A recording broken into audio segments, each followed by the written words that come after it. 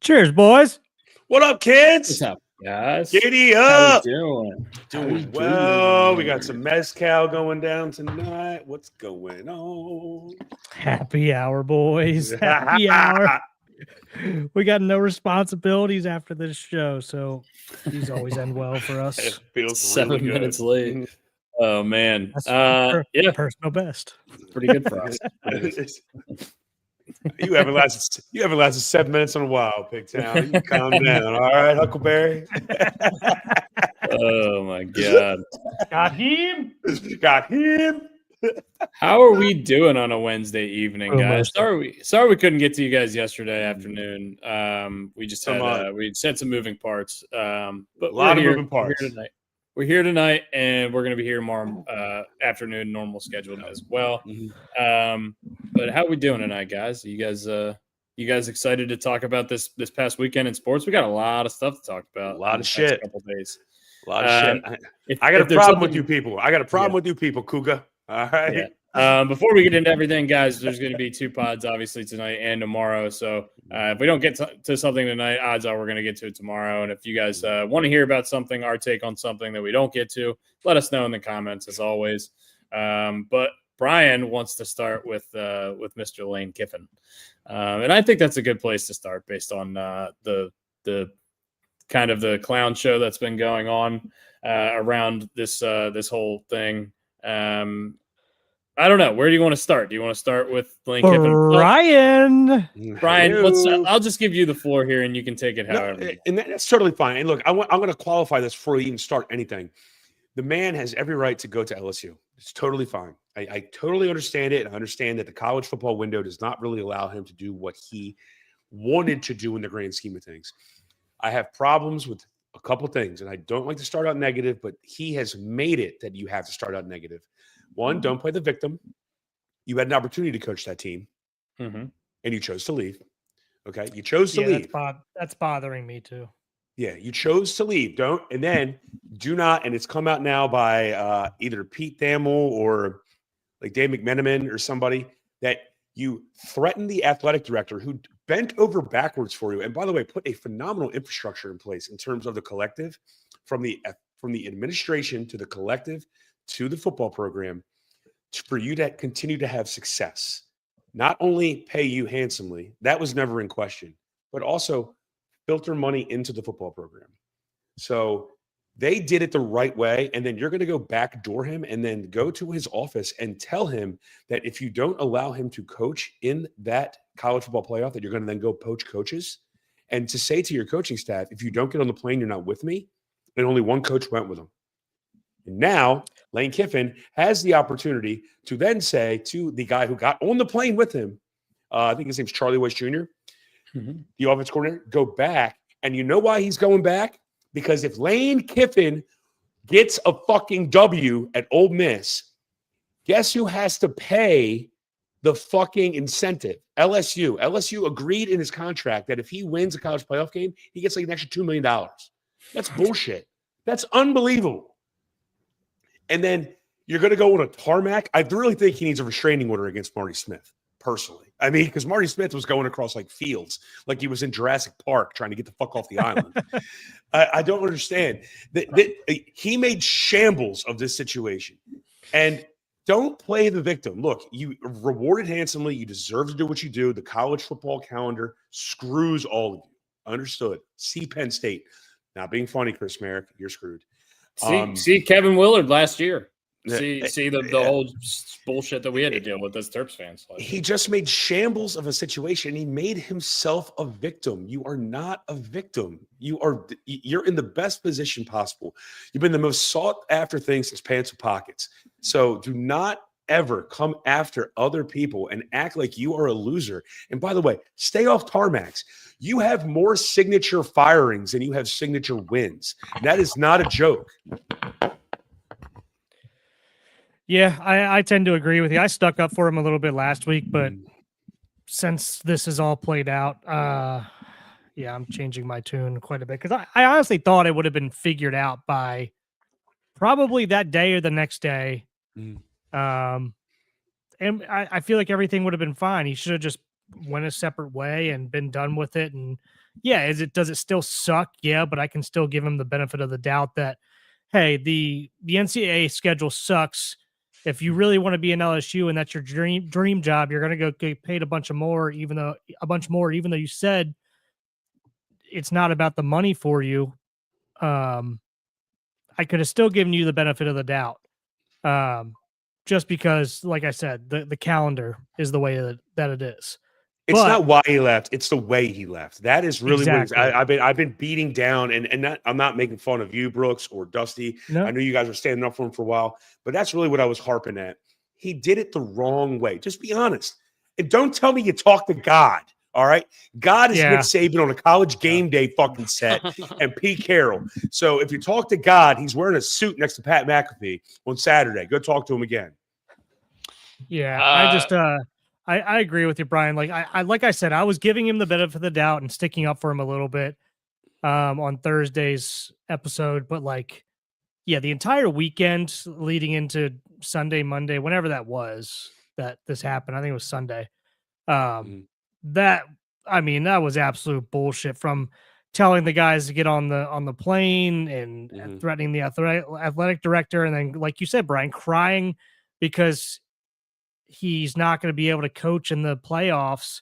And shame on Kirk Herbstreit, because I usually agree with a lot of this, most of the stuff he says, trying to stick up for him and cry about it as well. Fuck that guy.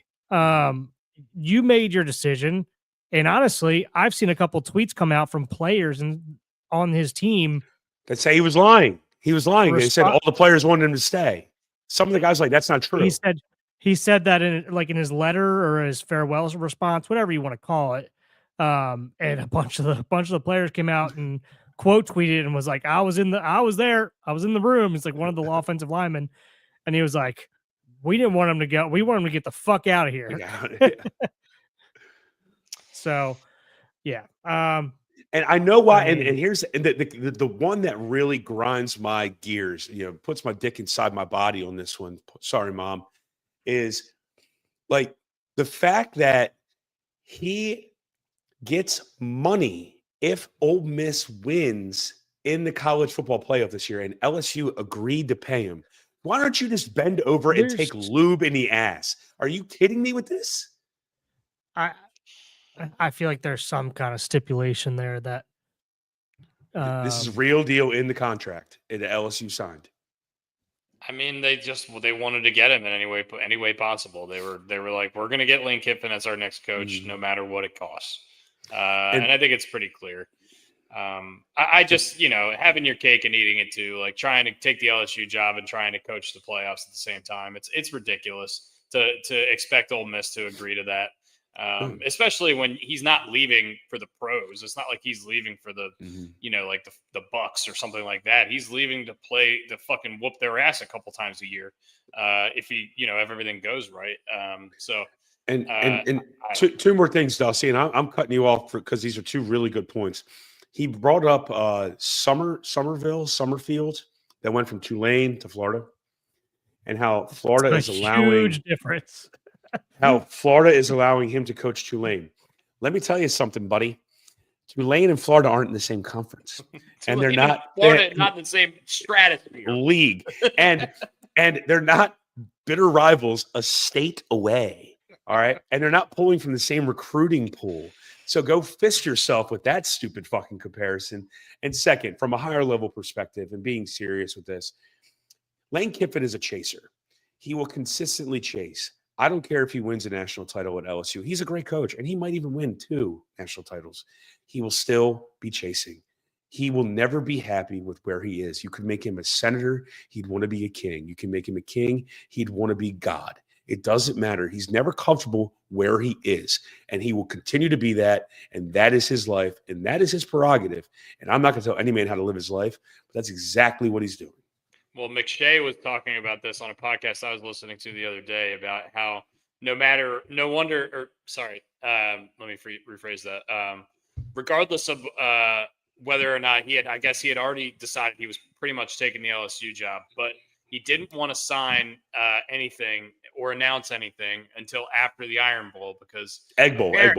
No, the Iron Bowl, specifically the Ooh. Iron Bowl, because if the Caleb DeBoer thing was going to go even further south, apparently there was a lot of stuff that McShay was reporting, like, hey, Kiffin really wants the Bama job ultimately, and that's the only one above the LSU job in his eyes.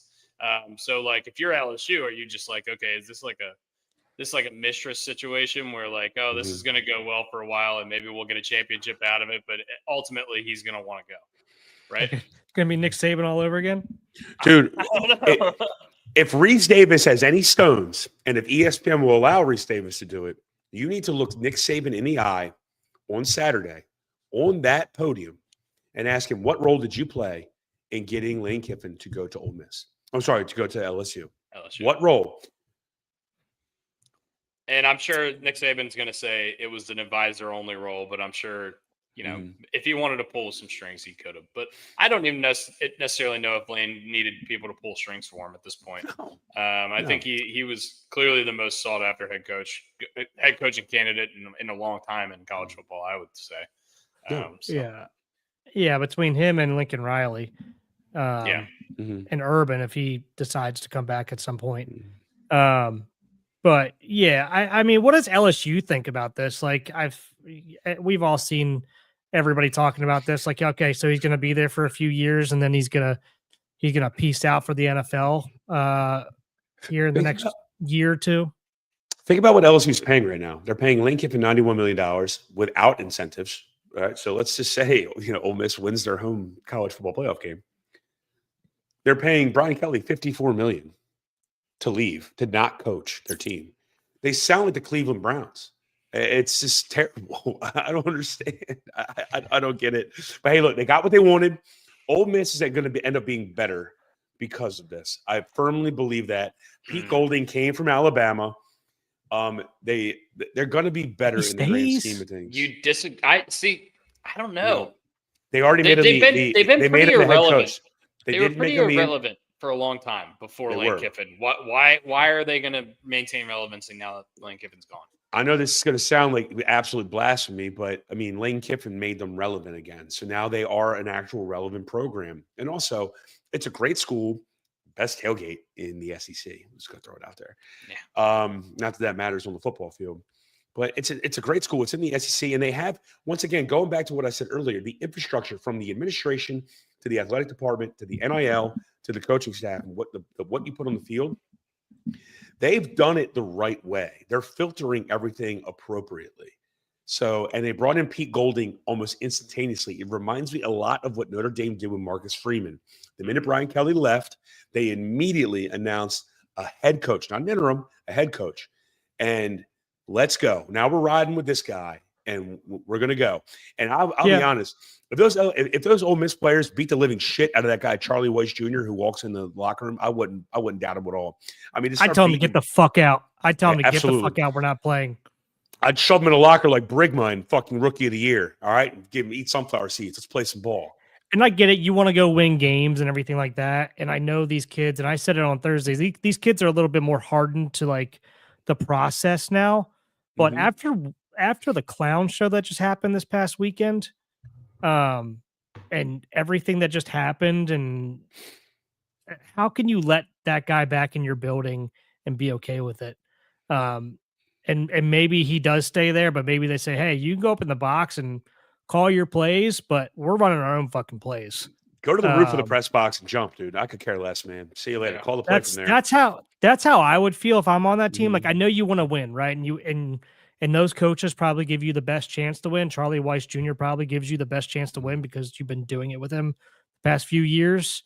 But at the same time, after everything that just happened this weekend, I would want to look at them and be like, if we win, I want to win because we won, not because you came back and Correct. with your fucking pity Correct. to help us get through this playoffs. Because obviously you don't think we're going to make it to a national championship. That's why you left. Because why would you? Why would you leave if you think we're going to go to a national championship? So, yeah, I don't want a fucking timeshare salesman calling my plays. I don't want that.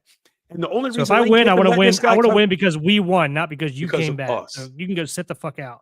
Yeah, because of us. And this shirt is dirty, but I'm literally wearing it because it's Ole Miss blue. Like, that's really why. And my cousin went to Ole Miss, so I have a little bit of family lineage there. But that being said, the only reason Lane Kiffin let this fucker come back is because if the offensive coordinator calls the plays and they win in their playoff game, he gets money. What a loser. And don't tell me this bullshit that you told Jimmy Sexton, your agent, who, by the way, is a phenomenal agent, that you didn't want to know. You didn't want to know the money. Oh, this guy's painting his concerto. I mean, he is a masterpiece. He's just maestroing the whole shit out of all this. Don't tell me you made this move and you didn't ask Jimmy Sexton how much money I was fucking getting. That's absolute hot garbage. What if he said $16? You're not going to fucking LSU. But hey, you could be Penn State. Yeah. You have 4 recruits. You're right above, I think, Kennesaw State right now in terms of recruiting. Yeah, which is pretty cool. I mean, like they were the first head coaching vacancy, I believe. Maybe them or Virginia Tech. And then obviously their coach signs with Virginia Tech, and they still don't have a coach. So this screams Chip Kelly. Florida and Florida now has a head coach as well. So I know. I just spent a little bit too much time while you guys were talking on Charlie Weiss's Wikipedia page. Senior, by the way, the old Notre Dame coach, not don't care. Yeah, he's still eating Thanksgiving dinner. Yeah. Yeah. Oh man. All right. But yeah, I mean, back to your point about Marcus Freeman and the Ole Miss. Maybe this is a good. Have they announced like they've given him like a contract in terms of like, did they pay him some money? How much money did he get? They haven't announced. They haven't. No, they haven't announced a contract for Pete Golding yet, but they did not make him. They immediately made him the head coach. I did. So I saw that, but I want to know if it's a. Yeah, I saw that. I just want to know if it's a serious, contract. Serious commitment. Yeah. Or if it's like, all right, we're going to pay you head coach money for the rest of the year, or if it's like, all right, you're going to be on your interim deal, and then we'll re-sign you at the end of the year. Because I mean, like I said, if they don't offer him, he's going to go with them. And this could be the best thing best thing for Ole Miss, like you said, Brian. Like it could be a Notre Dame situation because they got better after Brian Kelly left. They were down that first year, but they came back way better. There's a new article out by Mark Schlabach. I'm actually looking at it right now. It's kind of like an investigative reporting thing about how everything went down and some of the claims that Lane Kiffin made, and it's got a lot of sources in here. All the defensive staff wanted to stay. Only 2 offensive people wanted to go. Yeah, Charlie Weiss and somebody else. Yeah, one other guy. I'd have to dig deep here, but the entire defensive coaching staff, led by coordinator Pete Golden, preferred to stay at Ole Miss and on the verge of its first 11-win season. Yada yada yada. So I'm not going to go too deep into that, but basically, the defensive staff wanted to stay, and they care about the players. They care about the program. Good for them. And that's what you want. It's exactly what you want. You want commitment. You ask these kids for commitment, even though the NIL and the transfer portal happens. And once again, this is a product of college football. This is a college football problem in the grand scheme of things. So, yeah. I mean, and by the way, Florida State was sneaking in this Mark Schlabach article. Florida State was sneaking in the back end trying to get Lane Kiffin. Really? Yeah, you got to read the article. Yeah. Yeah, the Florida State. Yeah, they got to do something, man. Like, there's got to be something, some guardrails on guys just leaving for more money. I mean, there's always going to be a way around things. There always has been, even before. But yeah, there's got to be some guardrails. There's got to be some date changes as well. We've been saying this since like the end of last football season, and it should have been a quick thing. Like, why? As soon as college basketball ended, it should have just been, okay, here are the new dates. Like, I don't understand. I've read so much up on this, and Laura, it seems like Laura's really knowledgeable in this stuff, which I really appreciate. I don't know. I should walk down to the freaking headquarters and start knocking on doors and asking. Yeah, start knocking on doors. No one will be there. It'd be Yahoo Sports. What is your job?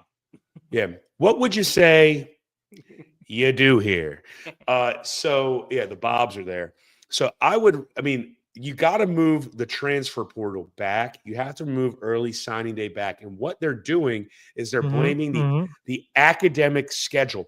Go fuck yourselves with this academic schedule bullshit. None of these kids are academic anymore. With online schooling, wait, you mean they can't go to class in person? Go fuck yourselves.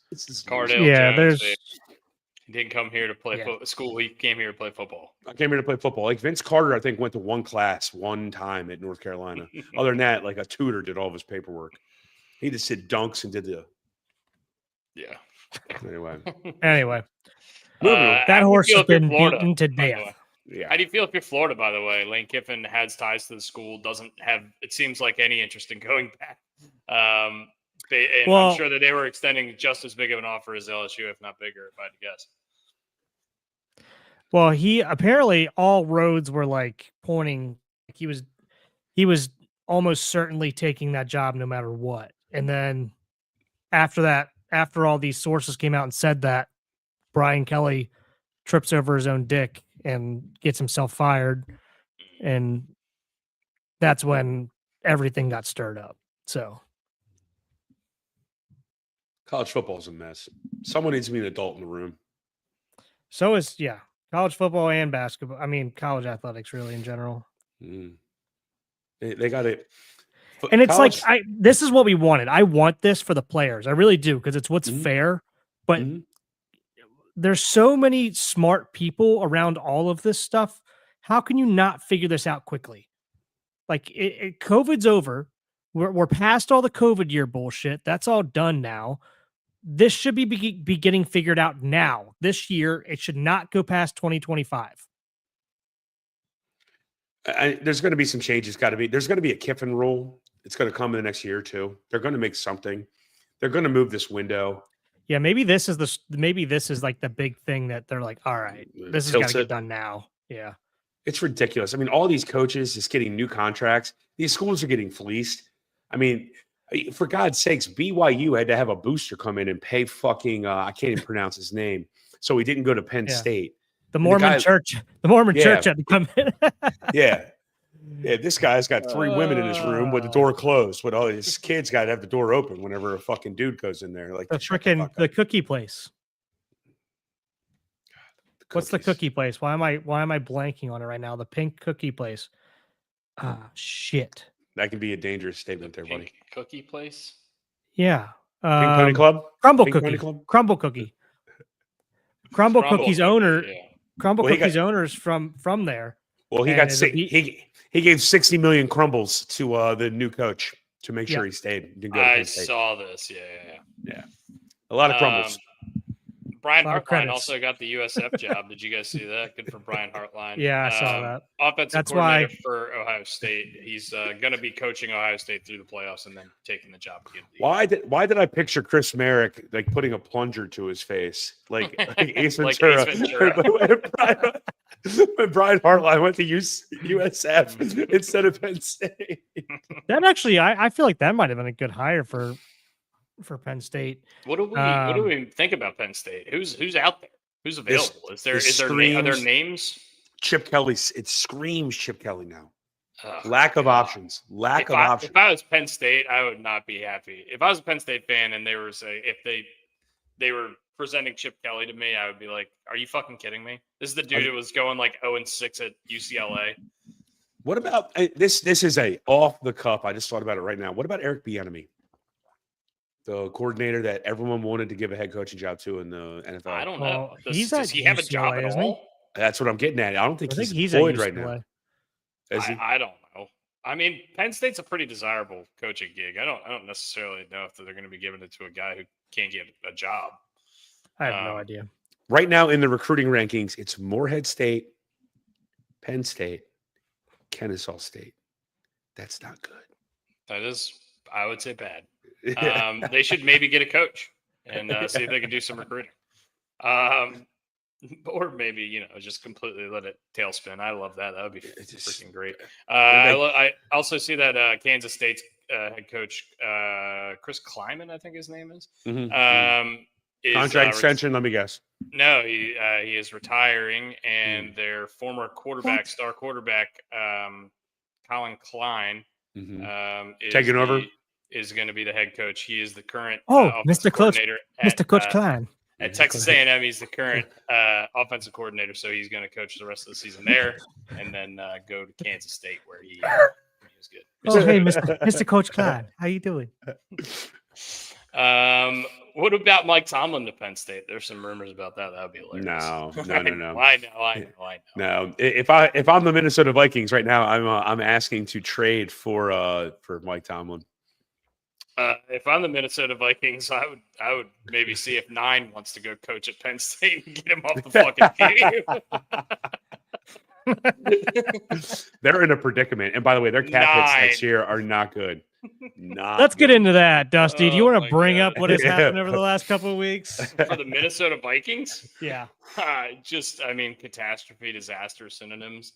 They should have Lizzo coach the team right now. I said on last week's pod, and I don't think the boys even believe me because it got such a laugh out of them that if JJ McCarthy hadn't thrown a pass 2 weeks ago, that he would have had a higher quarterback rating if he would have just spiked everything into the ground.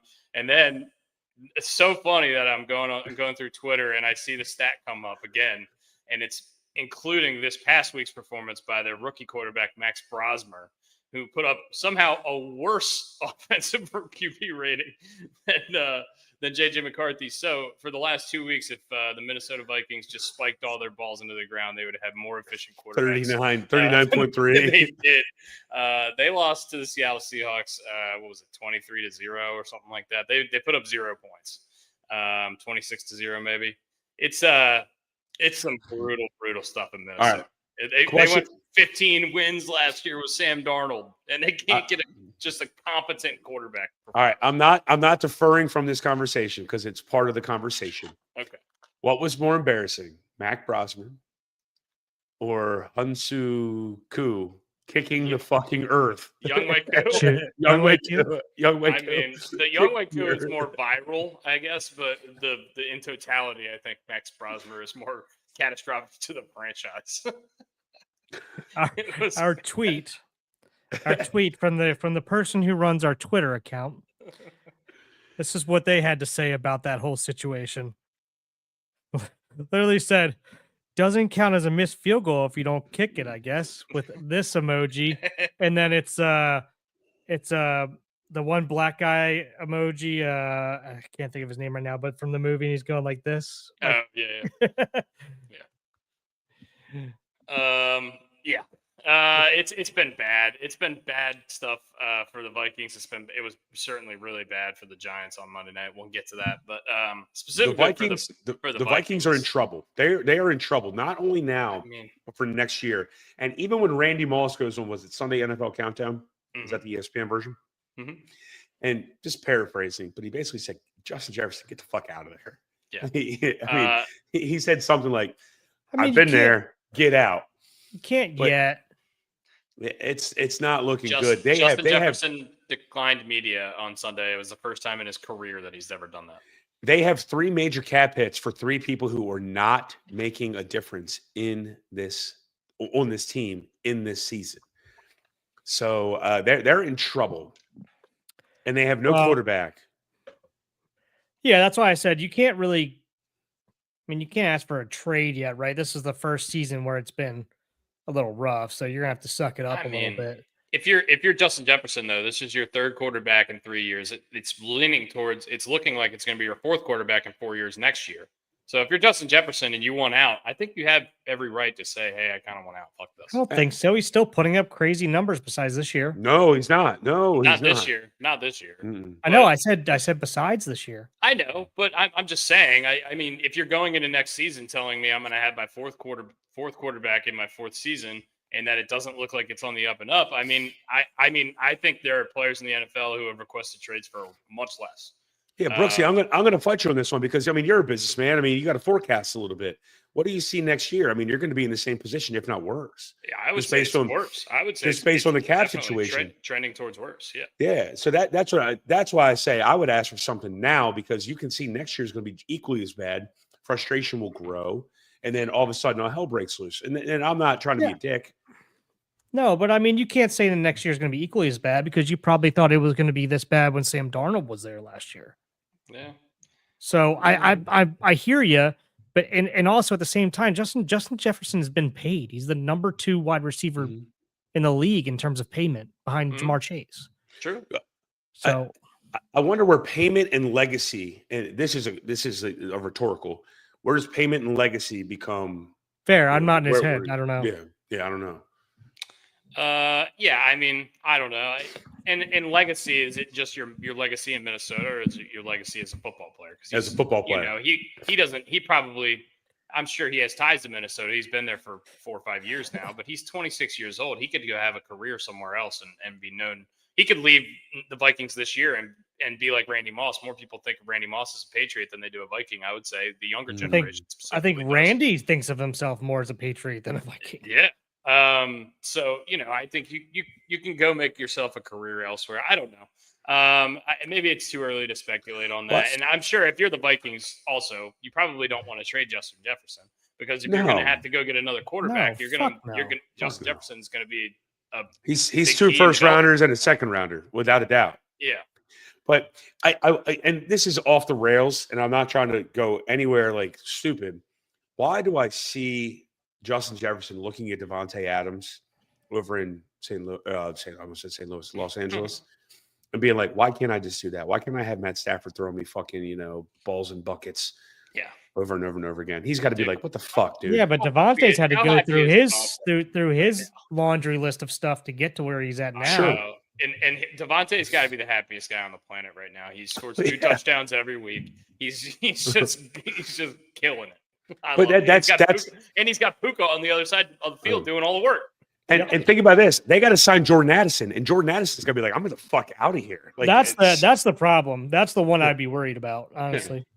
I mean, they also have Aaron Jones, who's probably he's not getting any younger. He's been hurt a lot recently in his career. Their offensive line can't stay healthy. Darisaw and Brian O'Neill, they both had trouble staying healthy. Defense is old as their defense that Brian Flores did a good job of covering up the holes in last year is not performing as well this year. So they have a lot of things, I would say, cascading downhill in not their benefit. But they did get rid of Adam Thielen today. They did. And I want to hear Ryan Ripken's podcast break down the Vikings like we're breaking down the Vikings. All right, you can suck my ass. We talked more about the wrong purple team. We didn't even talk about our own purple team who got we're getting there. We're getting there. Last Thursday night. But let's just while we're talking about the Vikings, let's just do a quick rundown of the NFC North. The Bears are 9-3 in the lead. Still don't understand it. Don't get it. They have a plus 6 point differential, and they're 9-3. Because they played the Vikings this week, right? Do they? God, their schedule is bad. No, I think they just played the Vikings? Did they not? No, they just beat the Eagles on Friday. Oh shit, that's right. I forgot about that. They play the Packers this week, and then the Browns, and then the Packers again. So their schedule does get a little bit more difficult. But just doing a NFC North in a bottle right now. 9-3 Bears, 8-3-1 Green Bay Packers right behind them, and then the Detroit Lions are still clinging on to their playoff hopes at 7-5. And the Detroit Lions have a huge game tomorrow night against the Cowboys, which is kind of a loser leaves town-ish match, but really, really fun game and should be explosive offensively. What do we expect out of the rest of the season for the NFC North? Do we like the Bears? Do you guys, like me, think they're a little bit too much? They're winning kind of a lot of these either-or games, and I just don't really trust the infrastructure there to win those consistently. Like the Chiefs have done in the past. And do you see like the Lions or the Packers making a run at the first place in this division, or do you think the Bears are going to cruise to the end? What do you guys like? I'll take the Packers. I still don't trust the Browns. The Browns, the Bears. I still don't trust the Bears. I don't trust the Browns either. I wouldn't. I mean, I'll be honest with you. I'm still on the Lions train. Okay. And I don't have a great reason, to be honest with you. I just don't trust Green Bay, and obviously I don't trust the Bears, but the only thing that sucks is I believe the Bears schedule just is still not hard. Like I think their whole schedule is easy this year. So I don't know. They're a product of what they did last season where they get the easy schedule. Yeah. So I still like the Packers. I'll take the Packers. I need to pull What are the Didn't we have a bet about Bengals Steelers? I'm not trying to deviate from the NFC North, by the way. Didn't we? I was thinking about this earlier today. Bengals Steelers. Someone said it was a. Yeah, who would finish higher? I believe. Yeah, I had Steelers over the Bengals. No idea. I think me and you had Steelers and Dusty took Bengals, but that was obviously we took that before the season, so Joe Burrow was healthy. Doesn't matter, but I think it's pot in the face time. We should all just take guys to the face. We've all lost bets. We haven't paid our way. But back to the NFC North. I really like the way that I like the way the Packers are trending. The Bears obviously are playing a mediocre schedule. Can't make you play the teams you got to play. They're trending the right direction, but if you put them on a field right now, I'm taking the Packers over the Bears. That's the easiest way I can put it. If you put them on a Justin field, yes. Yeah, I mean, I agree with you. I'm taking the Bears. I'm taking the Packers or the Lions over the Bears if they play each other. But yeah, I'm trying to look at schedules right now. So for Bears, it's Packers, Browns, Packers, Niners, Lions. So that's 4 out of 5 they're playing. Oh, that's tough. That's playoff tough. teams. And the other game is the Browns, who have Myles Garrett can wreck any game. It just does that game. That game will probably matter for every. I would imagine it because there's no runaway team in either conference. I think these games are going to kind of matter regardless, unless teams want to tank for like a 4 seed to get a better matchup in the playoffs, which I don't know if we really. No, nobody's really fucking tanking for 4 seeds. Yeah. I don't know. You're not really. That's not really happening. So I would think that all of these games, it's not going to be like the. Any of these teams are going to be sitting their players against them. I don't know. I might be on. Man, it's going to come down to Green Bay or. I think Green Bay and Chicago play each other 2 of the next 3 weeks. Those are huge games. Green Bay's got Baltimore, and they had somebody else. Lions have an easier schedule, but the Packers have obviously more room to make up on the Bears than the Lions do. Shit, I picked the wrong team. Green Bay has and Denver, Green Bay. Denver, Baltimore, 2 Chicago, and Minnesota. Yeah, those are tough schedules. One of the benefits of not having guaranteed contracts in the NFL is that there's no way that people are going to tank because every day is a fucking job interview. Yeah. Every week is a job interview. So these guys will not tank for a 4th seed. Yeah. I firmly believe the Packers are a better team. You have Micah Parsons. You have better skill position players, and you have a better quarterback. Nothing against Caleb Williams. He's only in his 2nd year. Jordan Love can do what he does. I'll take the Packers, and they're better coached. And by the way, I love Ben Johnson ripping his shirt off and getting hot dogs for everybody in Chicago. That was awesome. Ben Johnson is he's in those post locker room speeches that they seem like they film every coach now. He's been the most entertaining by a country mile this year. Did you see why he took his shirt off? Do you know why he took his shirt? Yeah. So he got hot dogs for everybody in Chicago from whatever hot dog place it was. Yeah. Because they bet he wouldn't take his shirt off. The dude's yoked. He's pretty yoked. Dusty, I don't think we need to go over every single game from. No, I was going to go over what were our division by division. What were our betting records? I don't think we went over that on air, did we? No, we did not. So I had tallied the last 2 weeks because we didn't really talk about it last week because we had the Thanksgiving episode. So 2 weeks ago, week 12, I was 6-7-1. Brooks was 5-8-1. Brian was 7-6-1, and we were split on team rides 2-2.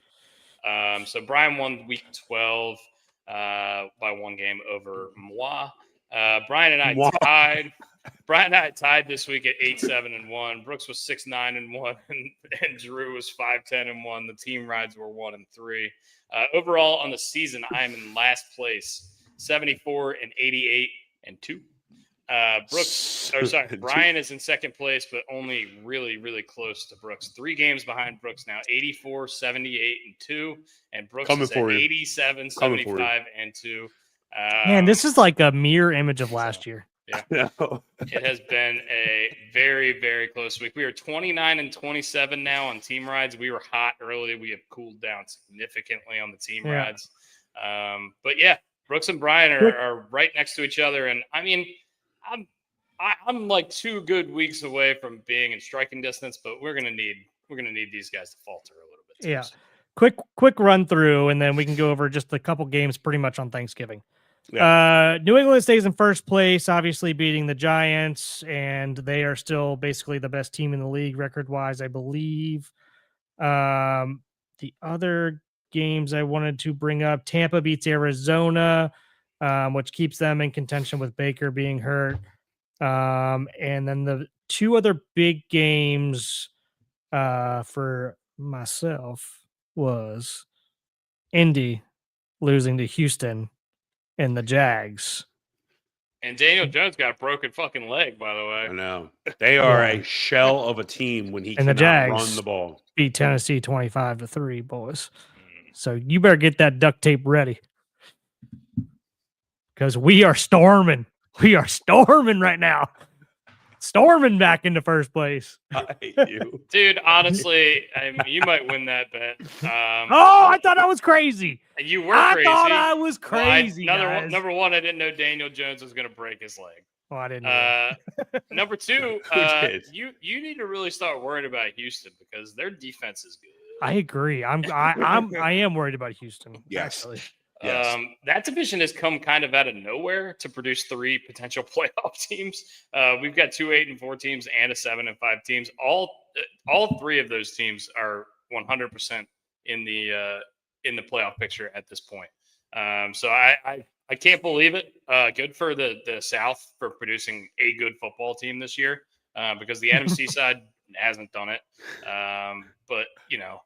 I don't know. That division is a lot more interesting than it was. I will say this, however, I'm not really scared of any of those teams in a playoff situation. Are you? No, I'm not. I'm scared of the Texans more than anything just because their defense is so freaking Yeah, good. because their defense could wreck the game. But, I mean, I'd much rather play the Jags or the Colts than the Texans at this point. Agreed. Agreed. So if you don't know, the Jags are now in first place. Well, technically first place because they've beaten the Colts. They're 8-4. Colts are 8-4, and the Texans are 7-5. The Texans are on a 4-game win. What? What are the Titans? 1-11. Yeah, they're good. The Texans are on a 4-game win streak, and the Jags are on a 3-game win streak as the Colts have lost their last 2. So that's really been why this has all happened. So, yeah. I'm interested to see what happens there, but also, like I said, moving forward, not super duper scared of any of those Willett's teams. going down smooth. Hey, Dusty, I'm cutting you off. It's happy hour. It's happy hour night. Can we do a beer collectively as a group? I've been drinking beers. Do you mean beers? Shotgunning a beer? I don't shotgun, but I'll chug a beer. Okay, hold on. Let me go get one. Give me a second. All right. It's happy hour night, boys. Anyway, before I get back, why don't you go over the Chiefs game since that was abysmal, and I don't really want to talk about it. So. No, the Chiefs was good. They played the Cowboys. My best friend's a Cowboys fan, so I have a little bit of a soft spot for the Cowboys, and also I'm a big Dak Prescott guy. I know a lot of people don't like him. Whatever. He's slaying, dude. He's killing. He's slinging it. I think he's a super stand-up dude off the field. I love the charities that he stands up for and the causes that he supports. I'm just a big Dak Prescott fan in general, and I think he gets a lot of hate just because he's on the Cowboys. And something we talk about a bunch is mental health, and his brother unfortunately made the ultimate commitment. The ultimate sacrifice. So I mean, I appreciate what you're saying there, buddy. Yeah. So I'm a big fan of Dak Prescott, and I have been for a long time. I think he's underrated as a guy, and certainly underrated as a quarterback. Mm-hmm. You can dislike the Cowboys all you want, but I dislike the Yankees, but I'm not going to say Aaron Judge is bad at baseball. No. No. So anyway, Cowboys kind of handled the Chiefs on Thanksgiving. How did you guys? Did you get to watch a lot of the games, Brian? Were you working? Yeah, I got to watch a decent amount of the games. I can see him coming down. I can see Banksy coming down. So I got the truck. Mm-hmm. Oh, he said, "Oh, fire truck." Come here. You want to see? You want to talk to him? On a fire truck. Yeah, it's a fire truck. Hi, Mr. Banksy. Hi, Banksy. Hi, Banksy. I gotta change the volume so you can hear it. Oh, okay. Yeah, I got to watch a decent amount of the games. I mean, obviously that was I'm happy the Cowboys won because it makes the NFL a little bit more interesting when the Cowboys are relevant. Mhm. So I'm definitely enjoying this. And if they beat the Lions, I believe they play tomorrow or maybe Sunday night, one of the two. Hi. Hi, Banksy. Hi, Banks. How are you? Hi. Hi. I like your shirt. Like your shirt, buddy. We got to Why, I don't even know what this why Fire can does. broke that? Hmm? He didn't break it. No, he did that. Oh, Why can do that? I don't know, bub. I don't Oh, know. buddy. Look at Look, that. he got you that fire Ah. truck for All Christmas. Did you? kinds of Hey, Fire hello. You're silly, buddy. You're silly, buddy.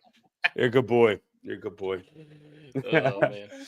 All right, Brooks, over under 120 cars that you've bought, Banks. Over Way by over. far. By far. By Not far. 100. So How many Hot Wheels do you think you have? 1,020 would be a good estimate. You think you have 1,000. 1,000 Hot Wheels? Yeah. Yeah, What's this? that's a mouse, buddy. Without a tail. With no tail. That's not a phone. That's a remote. Anyway, go on, guys. Oh yeah. So one of the best things I've seen is how the Cowboys have had a nice resurgence. George Pickens is actually seems like he's really filtering into the Cowboys environment very well, which is stunning because normally the Cowboys are toxic.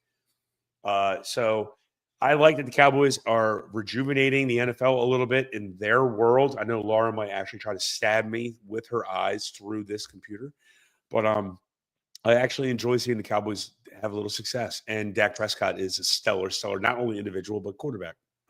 What do we think about the decision that the Steelers made before the season to let go of George Pickens by all intents and purposes, and instead choose DK Metcalf, trading for DK Metcalf and paying him as opposed to just paying George Pickens, who's younger, but had a little bit of off the field stuff and I think a little bit of heat inside the locker room. Do we think that's going to age well? Do we think that's going to age poorly? It certainly looks like right now like it's going to age poorly because Pickens has been a fucking stud this year. It's aging poorly, but it seems like there was no quarterback leadership for Pickens at the time that he was in Pittsburgh. That's a guess. I'm not – obviously, we have no inside knowledge. But it seemed like the relationship there was kind of frayed, right? And it seemed like that was kind of irreparable, and that's part of the reason they did the move as opposed to just like, this guy's not as good, right? Yeah, it was a very brazen move. But, I mean, also Tomlin's had trouble with some receivers that he had to get rid of. See Antonio Brown. See Mike Wallace. Speaking of irreparable, and see Le'Veon Bell, I guess, too. Not a receiver, but I don't have any beer, so I'm going to do a shot. Okay, here we go. Cheers, boys.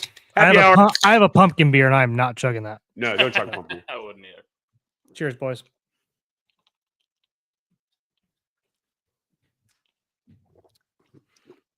I just spilled for Laura. Poured one out for the homies. All right. Ooh. But yeah, anyway, Dallas looks good. The game tomorrow night. We talked about the NFC North already, so I kind of want to do just a small preview for tomorrow night. And we'll talk more about it tomorrow when we pick the games. But yeah, just like in general, a big game for the NFC playoff picture, specifically the wild card. I mean, I think both of these teams in theory could win their divisions, but it's unlikely at this point. Both teams a couple games behind. And in the Lions case, behind multiple teams. I think it's maybe a little bit more realistic for Dallas to win the NFC East at this point than it would be for the Lions to win the NFC North, just because they do have the vault two teams. And I mean, I don't know. This Eagles team looks like they're kind of tanking at the wrong time, and their schedule gets no easier. So I don't know. I kind of can see it. I think Dak's playing worlds better than Jalen Hurts right now. But I don't think Jalen Hurts is the whole reason this Eagles offense is I do. The whole reason. Okay. Because I think there's a lot of problems. They changed the coordinators, number one. They lose Lane Johnson and a couple offensive linemen in and out the whole season, number two. I think there's a couple reasons. But, I definitely don't think he's been playing nearly as good. I think he's the whole reason. Now, I'm going to say maybe let me take a little caveat. Lane Johnson being out is massive. And Brooks and I talked about it, Dusty, the day you unfortunately couldn't be on with us. Dan Orlovsky broke down how they used to run motions and swing patterns and all kinds of other tricks with this offense coordinator that's currently Padula, I think his name is. He is known for throwing the ball. He was under Frank Reich. He was under a couple other people where they threw, and they had all these fucking intricacies within their offense. What they're doing now is extremely vanilla. And Dan Orlovsky broke this down, how it's basically a one-trick pony. Like, just run go routes, and some guy comes across the middle. It's like that stupid, you hit the same play over and over and over again in Madden. Mm-hmm. So, and they say it's because Jalen Hurts can't either process the information or relay the information at the appropriate time during the play clock. This is me brainstorming. Is he hurt? I don't know. And he can't make some of the plays He's not running nearly as much, Mm-hmm. which I think has been a big weapon of theirs. I don't know. I mean, they're really, I think really the problem with the Eagles offense so far, and maybe it's because they're so vanilla, is that they can't run the ball. Saquon Barkley was one of the best running back seasons we've ever seen last year. And he's been, pedestrian at best. That's Barkley. an offensive line issue, right? And that's an offensive line issue. And I think everything on your offense is going to stem from that. Switching offensive coordinators on top of that, that's going to hurt. Not having maybe one of the top elite level quarterbacks in the game, maybe that's going to hurt. The Eagles were constructed in a way last year where they didn't need to have one of the top level quarterbacks because their roster was so good and so deep. And they were able to utilize all those weapons on offense. Even if Hurts didn't have his best game, Barkley could pick up the slack. It's the same roster. It's the same roster. I don't understand that. I don't understand their argument, Dusty. I'm sorry. It's the same roster. I agree and disagree with you. I don't know. I don't really think anybody can pinpoint what's wrong with the Eagles. It's almost like they have one of those injuries that they're just like, it's like dead arm, like they can't point to anything in your arm, but it's just, you can't throw. Just not gelling this year. It's not for whatever reason. It's just not there. Yeah, but I guess I hear that's the same roster, but if the same roster with injuries, I say injury, like everyone says injuries aren't an excuse, but they are. Yeah. And especially if guys like if Lane Johnson's coming in and out, and I think their left tackle is the one that was having injury issues as well. If they're not healthy and they're not obviously probably not playing well because they're not healthy. What are you supposed to do? I don't really have a good answer. And I know some of their other cornerbacks have not been healthy. They got rid of CJ last year. I don't think that was a huge hit, to be honest with you, but I don't know. I don't really have a good answer for you. The only thing I could think of as we were talking about it is offensive line. If you're coming and going and you're playing like halfway healthy and they're trying to tough it out and they're obviously not playing well on top of like maybe you're not gelling at the same time. We saw it happen 2 years ago with them where they lost the last 6 games of the year. Was it 2 years ago or 3 years ago? Whenever it was, we saw it. They started out the year hot and then they just fell off a cliff halfway through the year. It was the year after they won, and they were because they were injured. I've never seen a Super Bowl team be so miserable the year after winning a Super Bowl. Other than the Ravens, when the Ravens won the Super Bowl and Elvis Grbac retired randomly out of nowhere. That was cool. Retire. Yeah, I don't know. While we're talking about miserably bad bird teams, let's bring up the Baltimore Ravens. Well, I actually want to go to the Steelers real quick. I would like to point to the Steelers real fast. Okay. The Buffalo Bills ran the same. The Buffalo, yeah. By the way, is there a worse football state than Pennsylvania right now? And how is Indianapolis the best football state? Oh, it's not right now, but this weekend it is, I guess. But yeah, Brian, isn't it great? Isn't it great that that Philly, Pennsylvania the Eagles are 8-4, is like but just they suck. burning to the ground at the moment. Pittsburgh football sucks. University of Pitt had a chance to win the wide open ACC. They didn't continue, or they didn't get there. Fucking Penn State's an absolute disaster shambles. I think Pat Narduzzi lost a Z in his name. And Kevin Willard has 0 recruits for 2026. Yes. Suck it, nerd. I love happy hours way better than the day in the morning. How's Millersville? How's Millersville? Are they doing okay in Pennsylvania? Football? No, their football team's won 1 game since you transferred there. Yeah, I think they won 2 this year, so big year for us. It's a huge one. Yeah, Pennsylvania's in shambles. I love it in terms of football. It's great. Man. But They're still going to produce the like Steelers, half of the country's good. the Buffalo Bills. The Buffalo Bills ran the same 3 running plays out of 4 plays at the Steelers, and they couldn't stop it. This has been such a huge talking point this week, and rightfully so, because anybody who's played like, and obviously none of us played like competitive football in terms of like didn't play like upper level football or anything like that. Yeah. But I mean, if you run the same basic run play 4 times in a row down your throat against a team that prides themselves on stopping the run and defense like Pittsburgh does, if they did that to the Ravens, I would be fucking livid. I'd be jackhammering my own mouth with Mickey Mouse. So I understand why Pittsburgh fans are so pissed off right now. That's the equivalent of you, Brooksy, just going fastball, and then me not being able to hit it. Yeah, and just saying fastball. Fastball. Here you go. Fastball every time. And you know what? I'm not even going to pick a corner down the middle. Right down the middle. Basically what they're saying. Fastball down the middle. Hit it if you can. It's basically what they did. It's coming right down the dick. Try to hit it. Couldn't do it. Yeah, I saw a stat. I'm trying to pull it up right now so I can get it correct here. It's the most rushing yards that have been allowed by the Steelers in a game since 1975. Yep, they let up. And it was also against the O.J. Simpson. O.J.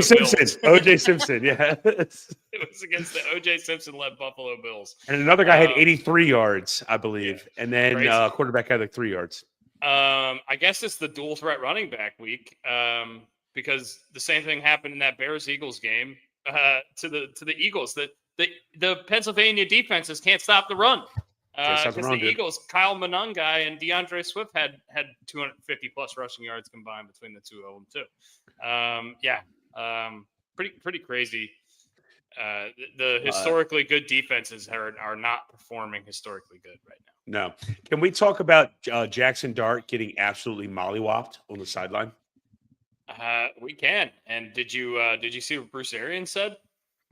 No. What did he say? Bruce Arians says a lot of things. Let's just preface that. I love Bruce Arians. That's a coach I would have played for. He says a lot of things.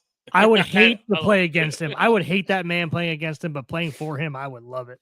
Oh my God. I'd run through a wall for that guy. Get the fuck out of bounds, dickhead. He probably said something like that. The extent of what Bruce Arians said was basically your best ability is availability. Yeah. Get the fuck out of bounds or fucking slide, you idiot. Something to that extent. Yes. Yeah. Agree. I totally agree to a certain extent. I love the way that Dart plays. I love the hard nose, but also, you don't need to take that hit. And you're a rookie. You're going to learn that. And hopefully you'll learn that. And hopefully this is not an Andrew Luck situation. But Andrew Luck, there was also the fact that the offensive line was basically just a bunch of mini fridges out there in front of him. It wasn't a good. They weren't even full size Frigidaires. They were Coleman camping. Yeah. Coleman camping mini fridges. Yeah. The kind you find in like a used car salesman's office. Those kind of fridges. You put like 6 packs of soda in there and stuff. Tab, specifically Tab. Yeah. Cool. I had a guy bring this up to me. He liked Mr. Pibb better than Dr. Pepper. I want a verdict. He's wrong. I thought he was right. I like Mr. Pibb better. You like Mr. Pibb better? He didn't go to college. He didn't go to school. He's know if just he a went to mister. college or not. Anybody can have a mister. He's not qualified. That was a. You mean Dr. Pepper has an MD behind Pepper? Yes. 23 flavors. We're not calling him doctor He's- for no He's a reason. chemist. The man has a chemistry major in mixology. Was he getting a periodic table on his fucking wall over here making sodas? If that's what he's got to do, I don't care. He's doing it right. Who would you trust more to operate on you, Dr. Pepper or Dr. Scholl? Dr. My Pepper. feet hurt. My feet hurt right now. So Dr. Scholl's. Okay. Actually, Dr. Foy. I'm taking Dr. Foy. Dr. all day. Also, Mr. Brett Ritchie's response in the Quality Hams chat today about the intramural team, the Volo sports team. Gotta say that was top 5. The Top Baltimore 5. Blast, eh? Top 5. So there's a Volo. There's a Volo sign up at a bar that Mr. Brett Ritchie was at. You might know. I know a lot. I know a few of our listeners listen to the Ryan Ripken show, and if you do, you know that they have an ad for Brett Ritchie and the Next Move Home team. And Brett Ritchie was at a bar down in Baltimore tonight and took a photo of a Volo. Looks like a 8-team bracket style playoff with one of the teams being the Baltimore Finger Blast. And asked Dr. Foy if and said to Dr. Foy that he was unaware that he had started a Volo soccer team without him. So The Baltimore Finger Blast is such a good name for a team. what a great name. It's What such a great name. It's really stupid, but it's great. So if you're looking for a new home, call Next Move, Brett Ritchie. Brett Ritchie. Shannon and Brett, they can handle all your needs. All right. I don't know what happened to our third. I'm host. still here. I got to send a text real quick. So sorry, guys. You're good. He's got to send a text. He's sending a text. He does this podcast from his phone now. Apparently, he bought an Apple laptop too. He was trying to figure that out with me. That's been a nightmare in a heartbeat. What? Terrible. So you bought a new laptop, but you don't know how to use it? Absolutely, 100%. Because I love technology. Coming from the I'm tech back. guy. He's back. He's back in the New York groove. All right. Well, can we still can't hear see you. you. We can hear you. We can't see you. Anyway, I'm aware. I know you can hear me. that's fair. All right. 2 AFC teams are at the very top right now. It is the 10-2 Denver Broncos, and it's the 11-2 New England Patriots. One of which has won 9 games in a row. Sorry, and that would be the former. The latter, the New England Patriots, has won 10 games in a row. What do we think? Are these the best 2 teams in the AFC as you see it right now, or as I see it? Do we think the AFC is pretty wide open and you can really see any of these top 5 or 6 teams getting in? That's how I see it. How do you guys see it? And then we'll discuss why. What were the teams you just said? The Patriots and the Broncos have won 9 and 10 straight games, respectively. And they're the top 2 teams in the AFC by two or 3 games. I think it's way closer than record shows for sure. Okay. And like you said, I think it is a little bit of a product of their schedule. I mean, they are bottom feeding because, like Brian, and we've said this all year, they're a product of what they did last year and their schedule that they have from last year's teams. I am surprised, obviously, that the Patriots have turned it around as well as they have, as fast as they have. But yeah, who do the Patriots have? Let's see. Do they have like a good test coming up here in the next couple of weeks that we can actually like have a good evaluation of them? I don't think so. They play the Ravens in 2 weeks, 3 weeks. Oh, there you go. In Baltimore? Is that a test? I don't know because the weeks suck. We haven't talked about the Ravens yet. We need to get to it, but I don't know. What's your is your reservation with the Patriots only we haven't seen it, or only they were so bad last year? or is it more like when you watch them, you don't see it? Because when you watch them, for me, I see it. Drake May hits every deep throw. They don't. It doesn't seem like they have. They don't have top weapons, like top end weapons. And the scary thing about the Patriots is that they have a shit ton of cap room. They have the most cap room in the NFL by a country mile. I think by $20 million. I mean, that makes zero difference at this point. I know, but I'm saying, like, for the future, the scary thing for the future for them. Yeah. If they go out and get a legit number one, like George Pickens is going to get paid this offseason. That's a great landing spot for him. If I were, a Patriots fan, I probably would be looking. Why does Brandon and look? I hate forecasting. Brandon Ayuk. Why does Brandon Ayuk just scream a Patriot next year? I don't know. Is Brandon Ayuk going to play football this year? I don't even know. He's not, because I think the 49ers want to actually cut his legs off. I think Kyle Shanahan and Brandon Ayuk have been fucking button heads since Brandon Ayuk was a rookie there. Yeah. And Ayuk just had that one really good year, and they had to pay him based on it. But I don't know.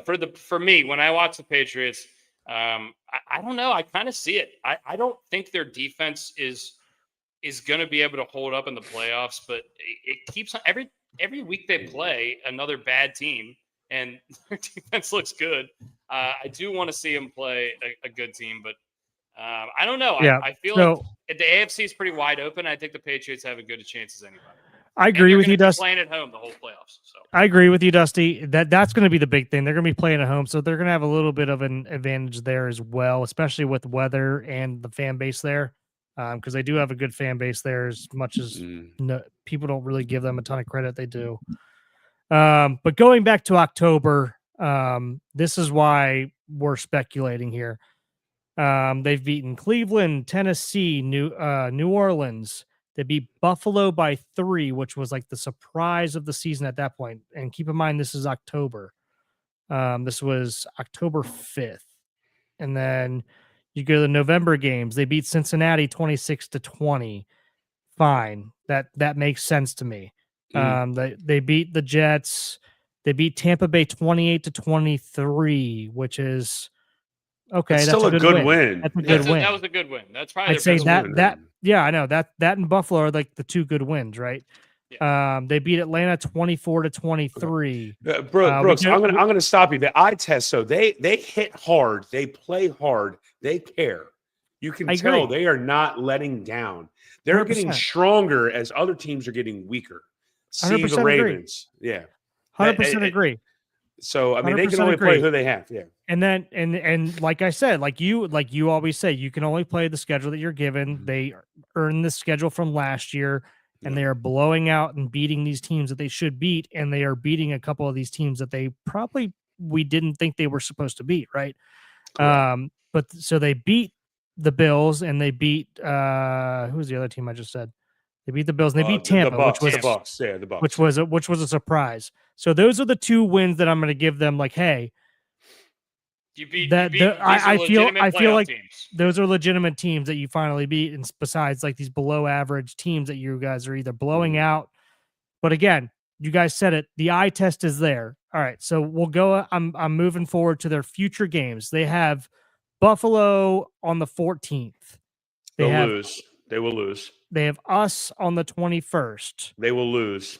They have the Jets on the 28th, and they have Miami on the 4th as their final game of the year. They got two of their last 4 games. These next 2 games are they're gonna show me whether they're a playoff team or not. They're 13-4. They're gonna make the playoffs, but they're gonna show me if they're gonna be one and done or not. Basically, they're 13-4, and they're gonna be the number 1 seed most likely, and they're gonna have to go to. And you're going to have to go to rejuvenated fucking Patriots fandom with snow and weather, and they're going to be throwing snowballs up in the goddamn air. And Mike Vrabel has brought a toughness that I would fucking dig. I mean, all fucking day. Just like you said, you played for Bruce Arians. I played for Mike Vrabel. Dude, and every week it's like we all said it. It's how do you let that guy walk out of your building? How do you fire that guy? And can you see the juxtaposition of the Tennessee Titans and the New England Patriots? Fucking losers. The reason I know Drake May is good, and I hate saying that because I mean, have we seen it? Yeah, maybe. I don't know. Whatever. It's the second year. The reason I feel like he's good is because every single week a new receiver that I've never heard of catches a ridiculous touchdown. And for me, that's always just like, okay, the quarterback is fucking ridiculous. Like Tom Brady played for how many years with Deion Branch and like Wes Welker and Julian and like former quarterbacks from Kent State being his top receiver. I just feel like when you're really one of the great quarterbacks, you make chicken salad out of chicken shit. And I'm not saying that they're chicken shit. Like Stephon Diggs is a legitimate receiver, but he's past his prime. He's a little bit older. Not having a good year. Injury. He's having. I mean, he's been productive, but he hasn't been. He hasn't been all that necessary. Past his prime and still recovering from an ACL. Yeah, but Drake May completed three receptions to 9 different receivers. Now, some of those. Am I the only one? And that's the thing that makes me like, okay, this guy is good. And I think Josh Allen did a lot of this, and I think there's been quarterbacks. And like Aaron Rodgers did this for forever. He made Jordy Nelson a fucking household name. Correct. And I remember Bruce Arians and Brooks, I know you and I watch Pat McAfee all the time. Bruce Arians even said, Drake May's deep ball reminds him of Steph Curry's 3. It is a perfect throwing motion and drop in bucket. It seems like he gets it every fucking time. And that's coming from Bruce Arians. That's coming from Bruce Arians. I just heard somebody fall upstairs at Brooks' house. I hate glazing Drake May because I just feel like the Patriots fans didn't pay enough dues after Tom Brady. I feel like they needed a couple more Jacoby Brissett's and like Kevin Cobb's in there before they got to their Drake May. But they got it quicker than I expected them to, and also they got Vrabel at the same time. I think this is the perfect marriage. I think we're going to be watching New England for the next 4 or 5 years. I'm gonna glaze myself for a second here. Who was the only one that said Drake May was a good quarterback last year? What? I also don't like the term glaze. I don't like that you're looking up like your gold dust right now. Yeah. This feels good. That or touchdown Jesus. I gave Drake May a lot of props last year for what Dusty said, making chicken shit out of chicken salad, making chicken salad out of chicken shit, whatever way you want to say it.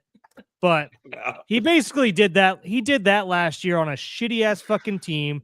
They obviously didn't win, but like you could see that the guy, it was there. You could see it. He led them on multiple game-winning drives last year on a shit fucking team with a shit fucking coach.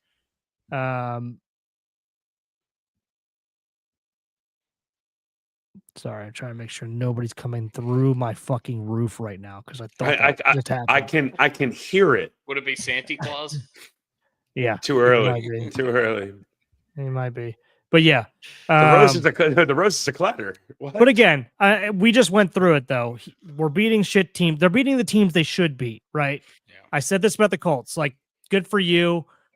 I'm proud of you. I'm cool with it. Good job.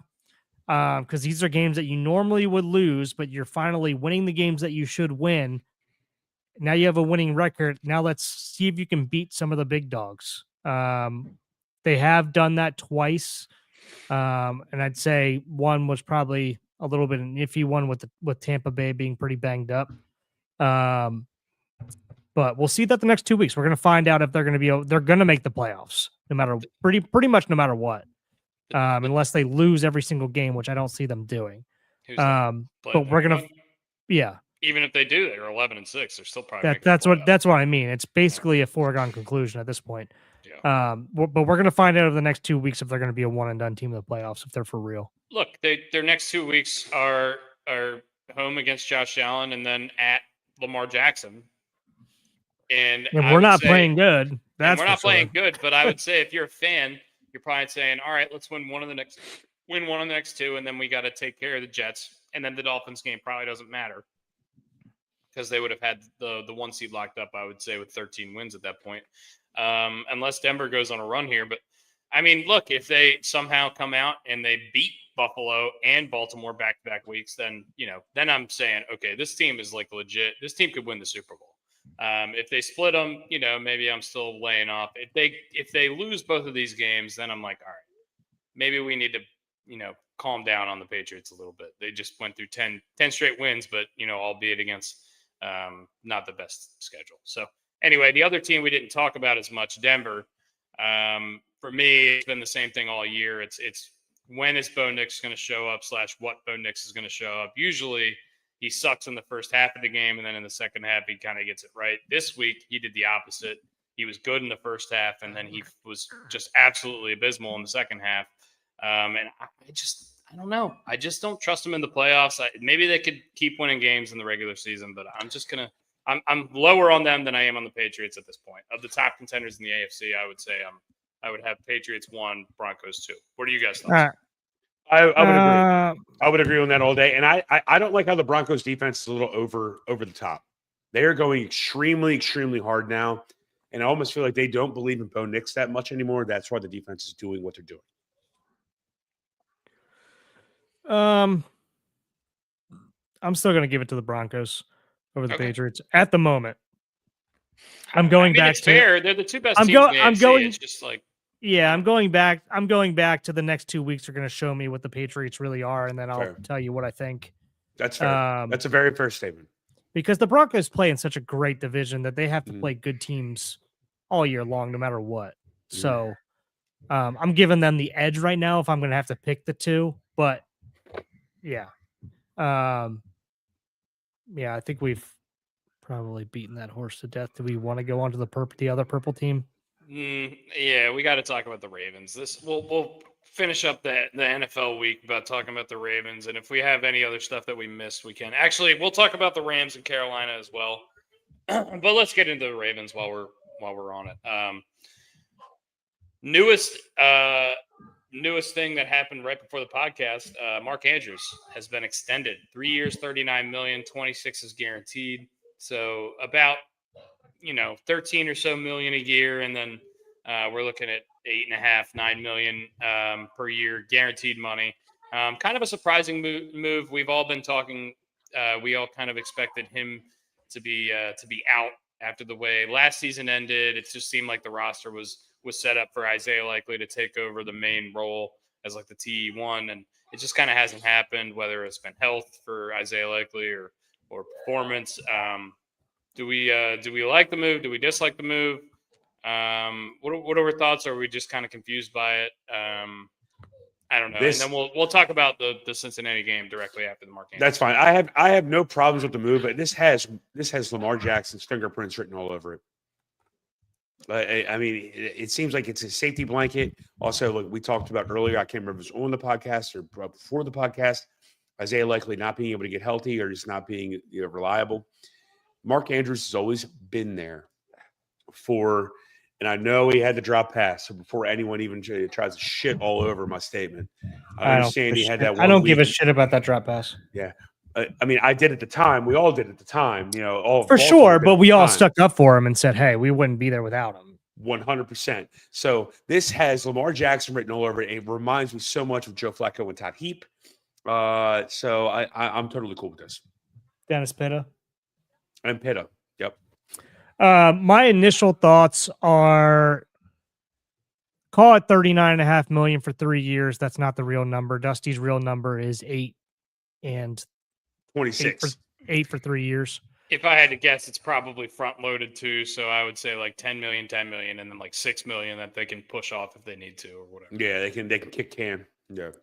Well, regardless what it is, he's guaranteed 8 a year. Yeah. And that's cheap. That's cheap for a tight end. Nothing for fucking Mark Andrews. I mean, he's one of the best tight ends in the league still. So hear me out brainstorming here. This is them saying that they don't trust, like what Brian said, they don't trust the health of Likely, which I think is probably not a great excuse if I'm a fan. Like if I'm looking at this as a fan or anybody else, like you can't sit here and say that about a guy who's second year in the league, third year in the league. Who? Likely? Yeah. Fourth or fifth. Is it fourth? Is it already? Yeah, because he's in a contract here, I believe. They don't trust his blocking. They don't trust Likely's blocking. Or they went out and said that the free agent market, there's not going to be something better this year. And then they also looked at the tight end class coming up this year and they said this tight end class is garbage. They had to look that far out, and that has to be going through the entire thought process right now. That's what I'm thinking. Daddy, what's up, Bubba? It's nighttime. I know, Bubba. Oh, you're going night-night? Oh, go night night. I Go gotta ahead. say Go ahead. night. Do what you gotta do. Do what you gotta do. Hi, Banksy. Bye, Banksy. Just Love you, saying bud. night, buddy. Night Night night, bud. Good night. Say Love you, buddy. night. Night. Thank you, Banksy. I love Mr. Banks. I love Mr. Love you, Banks. buddy. Come on, crazy man.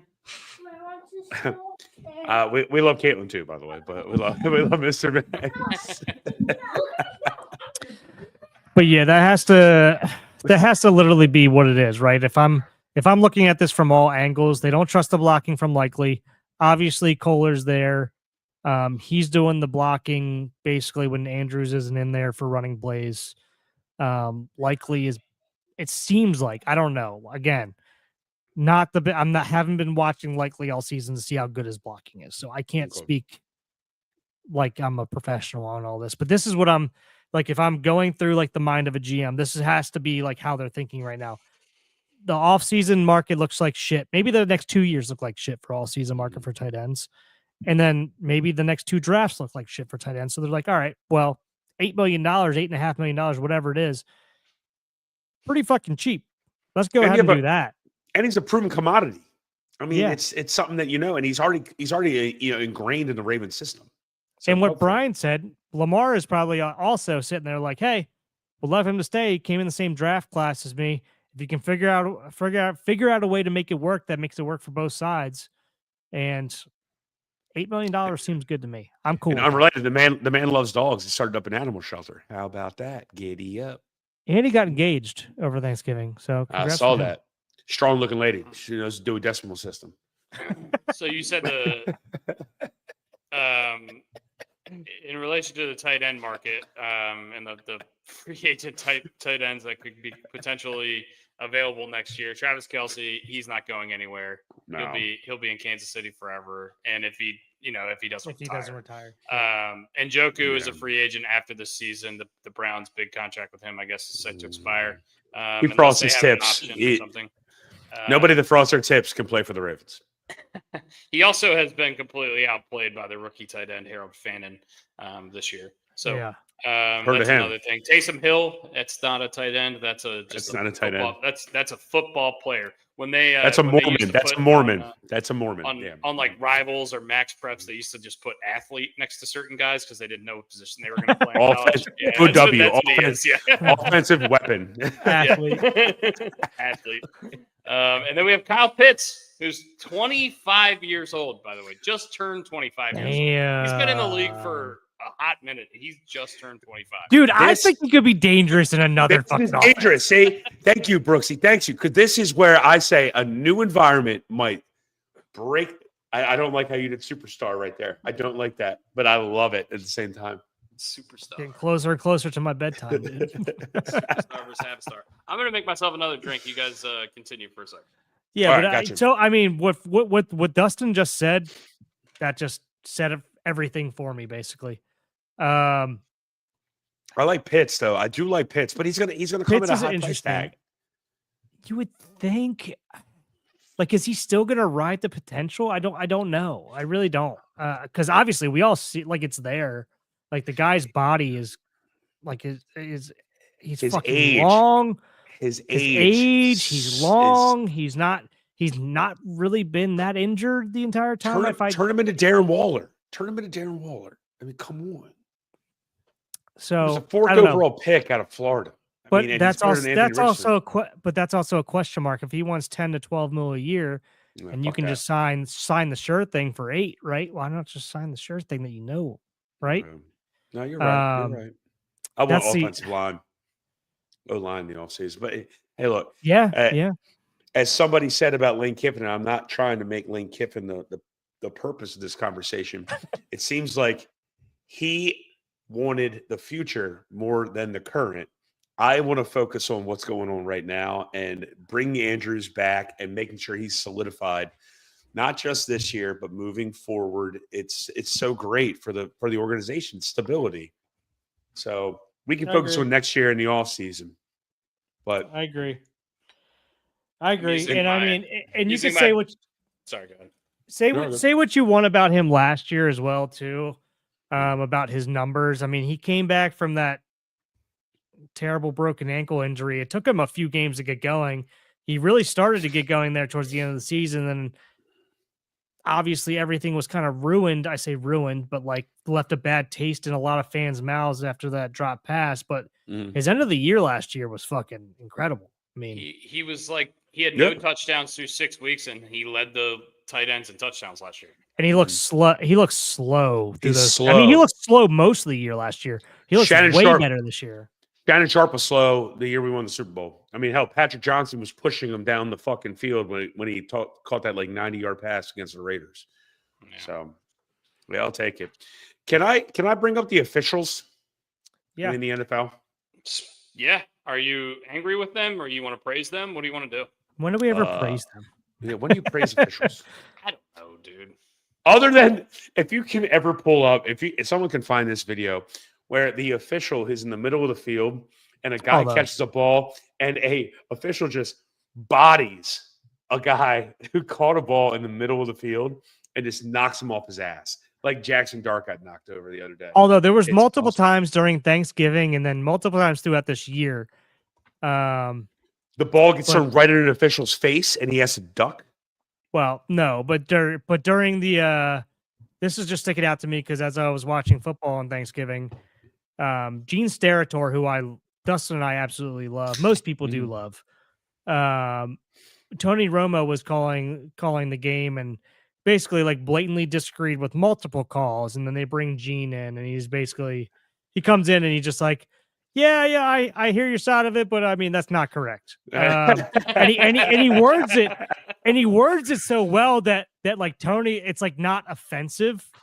However he says it, he's like the master of like, hey, yeah, I hear what you're saying, but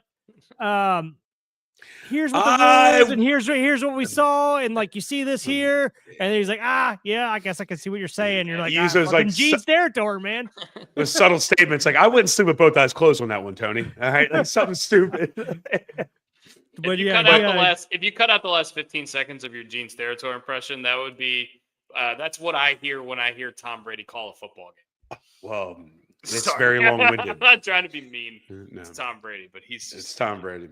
He should distance himself from the Raiders right now. He needs to distance himself from the booth too. He's so boring to listen to in the booth. It's crazy. I mean, how interesting the Raiders for the most interesting guy on the planet, and it's just the most boring like doldrums of a game whenever you watch. I don't think he has a choice though.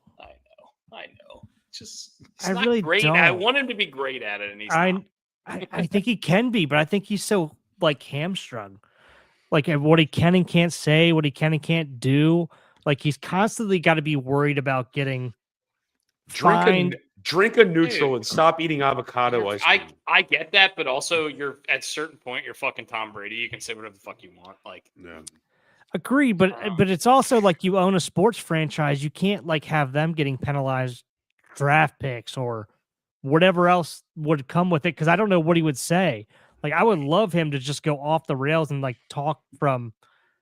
I mean, when you go listen to him and Julian Edelman hang out on a podcast, it's fun to listen to. Yeah, like they fuck around. He's just another guy, but on the broadcast, man, he's buttoned up. He's trying to be. He sounds like a robot. He sounds like his tie is so tight. On give me Greg Olsen. give me Greg Olsen back in the number one seat. Greg Olsen's great. Greg Olsen's tie looks like Merrill Hodges' tie back in the day. So the triple Windsor. Yeah. All right, but about G-Reg? Yeah, third leg Greg, man. Bang biscuit. All right, so going to the officials, and it has to do with the Colts-Houston game. There were two plays that are absolutely atrocious. Yeah, this game was terribly officiated. Terrible. One, the uncatchable ball that lands 9 yards. They actually did StatCast or something. 9 yards outside of the lines. And they called pass interference. You can't. He could have had a rocket shot up his ass. And he still wouldn't have caught the ball. It could have been Megatron on top of Megatron on top of Megatron, and he still wouldn't have caught the ball. Second, the pass interference where the guy blatantly just falls down, and the defensive back is next to him, and he's like, and the ref throws a penalty. Like, what the fuck are we doing here? Sometimes one was bad. that one's almost that one specifically was almost like the ref was like watching something else, and then he looked over and he was like, "Oh fuck," and he threw it. You know. The other one I can understand Yeah. a little bit because I mean, there's so many fucking crazy play. Like I understand it landed 9 yards out of bounds. It landed 9 yards out of bounds, and it was elevated, and it landed not only next to the big ass white out of bounds thing. Trash can. There's a dotted line. The hot dog vendor could have caught it better than, and that's not a joke. The hot dog vendor could have caught it more than the receiver. Is and that it's according still to through a John PI. Brinkus? Yeah, but no. Sports science. No, we're not doing that shit. All right. Yeah, but I want to play devil's advocate here and be a dick a little bit. That's fine. If I sat there and threw a fucking ball on a line as hard as I could throw a ball out of bounds 20 yards that was still catchable. But it was on a line, not a pop-up. This guy threw an infield fly. Agreed. But it's like, where do you figure out where that ball passed the out of bounds line with the crazy catches that we saw, that we've seen in the past? It was an infield fly. That's what I'm getting at. It's the trajectory of the ball was a pop-up. There was no chance. If you threw a ball on a line, understood. Totally get it. Okay. Let me see if I can look it up. Yeah.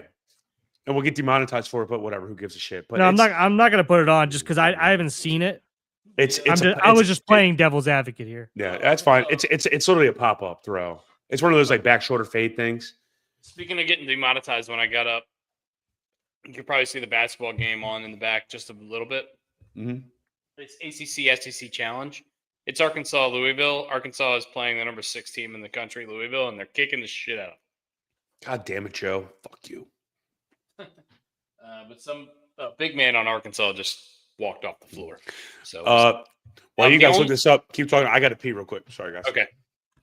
The last thing before we get into any weird, fun bar games or anything like that, the last game that we did not talk about, and we still have to talk about a little baseball too, so we have a little bit of time left. Dude, but anyway. this was not an infield fly. Infield fly. This uncatchable ball that he's talking about. All right. Anyway, go on. Anyway, the only division we have not given, or the only game and division, I guess in turn, that we haven't really given a lot of love to is the Rams-Carolina game and just the NFC West in general.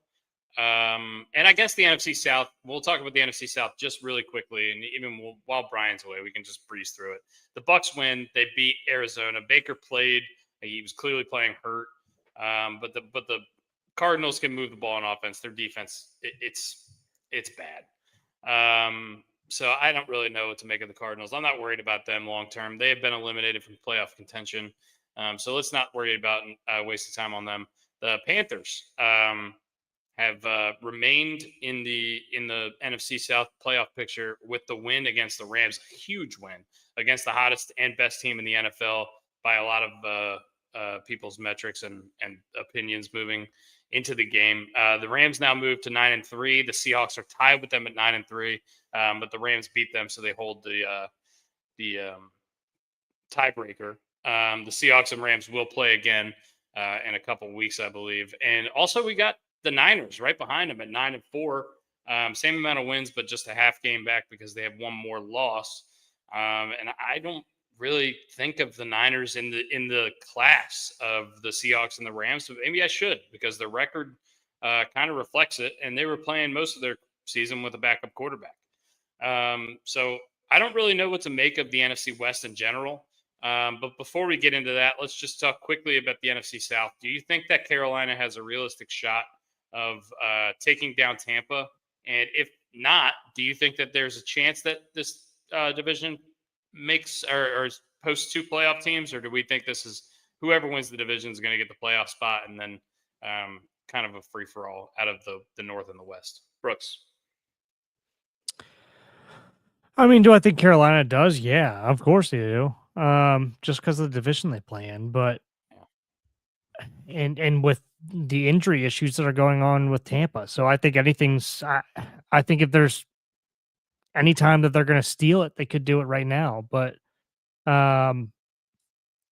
I'm a betting man, No, I'm not putting my money on that. I think Baker figures out a way to claw it out. But I don't think they're going to look good for the rest of the season. I think they're just going to look like they're limping into the playoffs. I'll say this: Carolina's schedule, the remaining schedule, they have 4 games. They play at the Saints this weekend. They have a bye this weekend. They play at the Saints next weekend, and then they have Bucks, Seahawks, Bucks to finish the season. That's brutal. The Bucks, if they split those games, that Seahawks game is going to really matter. They're going to have to take care of the Saints this week. I imagine they will, but also Carolina has lost some terrible games this year. I would say I definitely trust Tampa more than Carolina, but I certainly think it's only going to be one team in the NFC South. I don't think both of those teams will make a run, and based on the schedule, they play each other twice, so they're not going to be able to. So whoever wins that division is going to be the only playoff team in that division, I would think. And I think the Niners are making a charge right now, so that's why I think one of those teams will be out of it. What I just said while you were in the bathroom is sorry, bud. The Rams. No, you're good. The Rams and the Seahawks are 9-3 now, and they're tied atop the NFC West, but they still play each other one more time. The Rams have won the first one, but just behind them, a half game back, is the Niners, who are 9-4. So the same amount of wins, but one more loss because they haven't had their bye yet. Do you think that the Niners are not getting enough credit? Do you think that the Niners are getting a proper amount of credit? What is your opinion on them, especially considering that they had a backup quarterback for most of the season? I would say the proper amount of credit. I don't think Kyle Shanahan's getting enough credit, but I think the Niners are getting a proper amount of credit. I mean, honestly, I think Kyle Shanahan could have won the Coach of the Year. He should win Coach of the Year this year, and I know that's crazy to say because Mike Vrabel's doing what he's doing, and Mike McDaniel is doing. Mike McDonald's doing what he's doing. Yeah, he's doing great. Mike McDonald's doing what he's doing. I think Kyle Shanahan should win. He is doing this with duct tape and spit, man. And their defense is dead. Their defense is dead. Fred Warner is dead. Nick Bosa is dead. Michael Williams, their first-round pick, dead. All dead. Everyone's dead. How are they doing this? How are they doing this? And how are the Steelers, the highest paid defense, not doing shit? But I'm going back to the Niners. And by the way, we should be ashamed. We should be ashamed. We picked the Cardinals to win the NFC. I picked the Cardinals to go to the playoffs. I did not pick them to win this division. I picked the Seahawks to have a slight step back. I had the Rams to have a slight step back, but I also didn't know that the Rams were going to get an MVP Stafford instead of how my back is getting my back is getting cortisone shots so I can walk Stafford. That's what I thought they were getting. We got an epidural, didn't he? Yeah, he got a pregnant. He got a pregnancy. He gave birth. Yeah, he gave birth. Yeah, he gave birth. But when we picked these, we truly had no idea what was going on with Stafford. We're like, all right, okay, is this like a career? There were talks about this could possibly be a career-ending injury where he might retire, and he might win the MVP. He was 30 touchdowns and 2 picks before this week against Carolina, and. By the way, he threw 2 picks in the first quarter. One of them wasn't his fault. It was bad at the line. The other one was not great. He didn't play great in that game, but also they were playing if they played about as bad a first half as you could possibly imagine them playing, and they were winning by 4, which is unbelievable. They're clearly better than Carolina. They just have they had a bad week. I love this question that was posed on Dan Patrick show, I think, or McAfee, one of the two. If you could have one throwback jersey in the NFL become full-time, what would it be? Ooh, was the Rams number 1? I disagree. No. But it was open to discussion. I said the Seahawks because I grew up, remember, I'm older than you guys. When I grew up, we didn't have the Ravens. So I gravitated to colors. I gravitated to Seahawks. And they had that old school, like teal blue, like that gray helmet kind of going on. I like that Seahawks jersey. I like that too.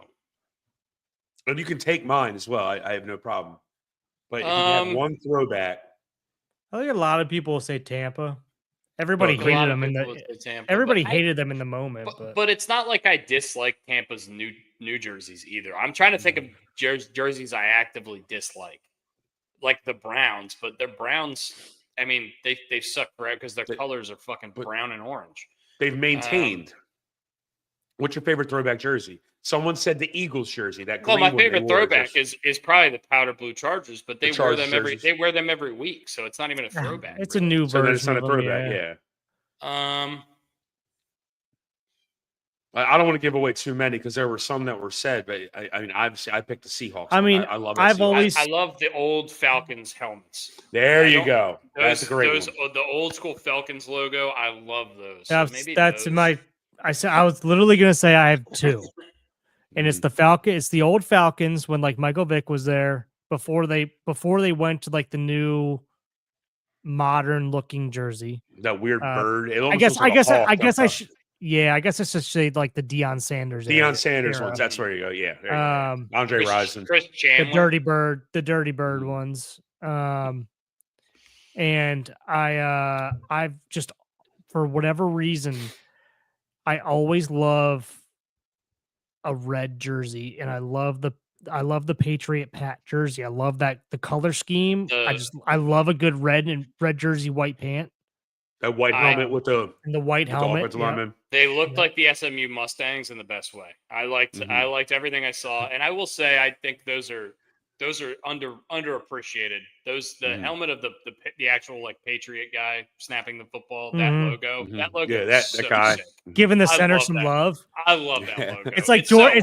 It's like George Washington snapping the ball, which is it really is. You know what's funny is they actually wore these this week on Did Monday they? night. Yeah, they wore the skins. They wore like the Santana Moss, like old school burgundy color. Is that the one that has? I'm asking Laura this. Is that the one with the arrow? No, so they don't wear any Redskins logos. They just wear the colors. Oh fuck that, dude! I know.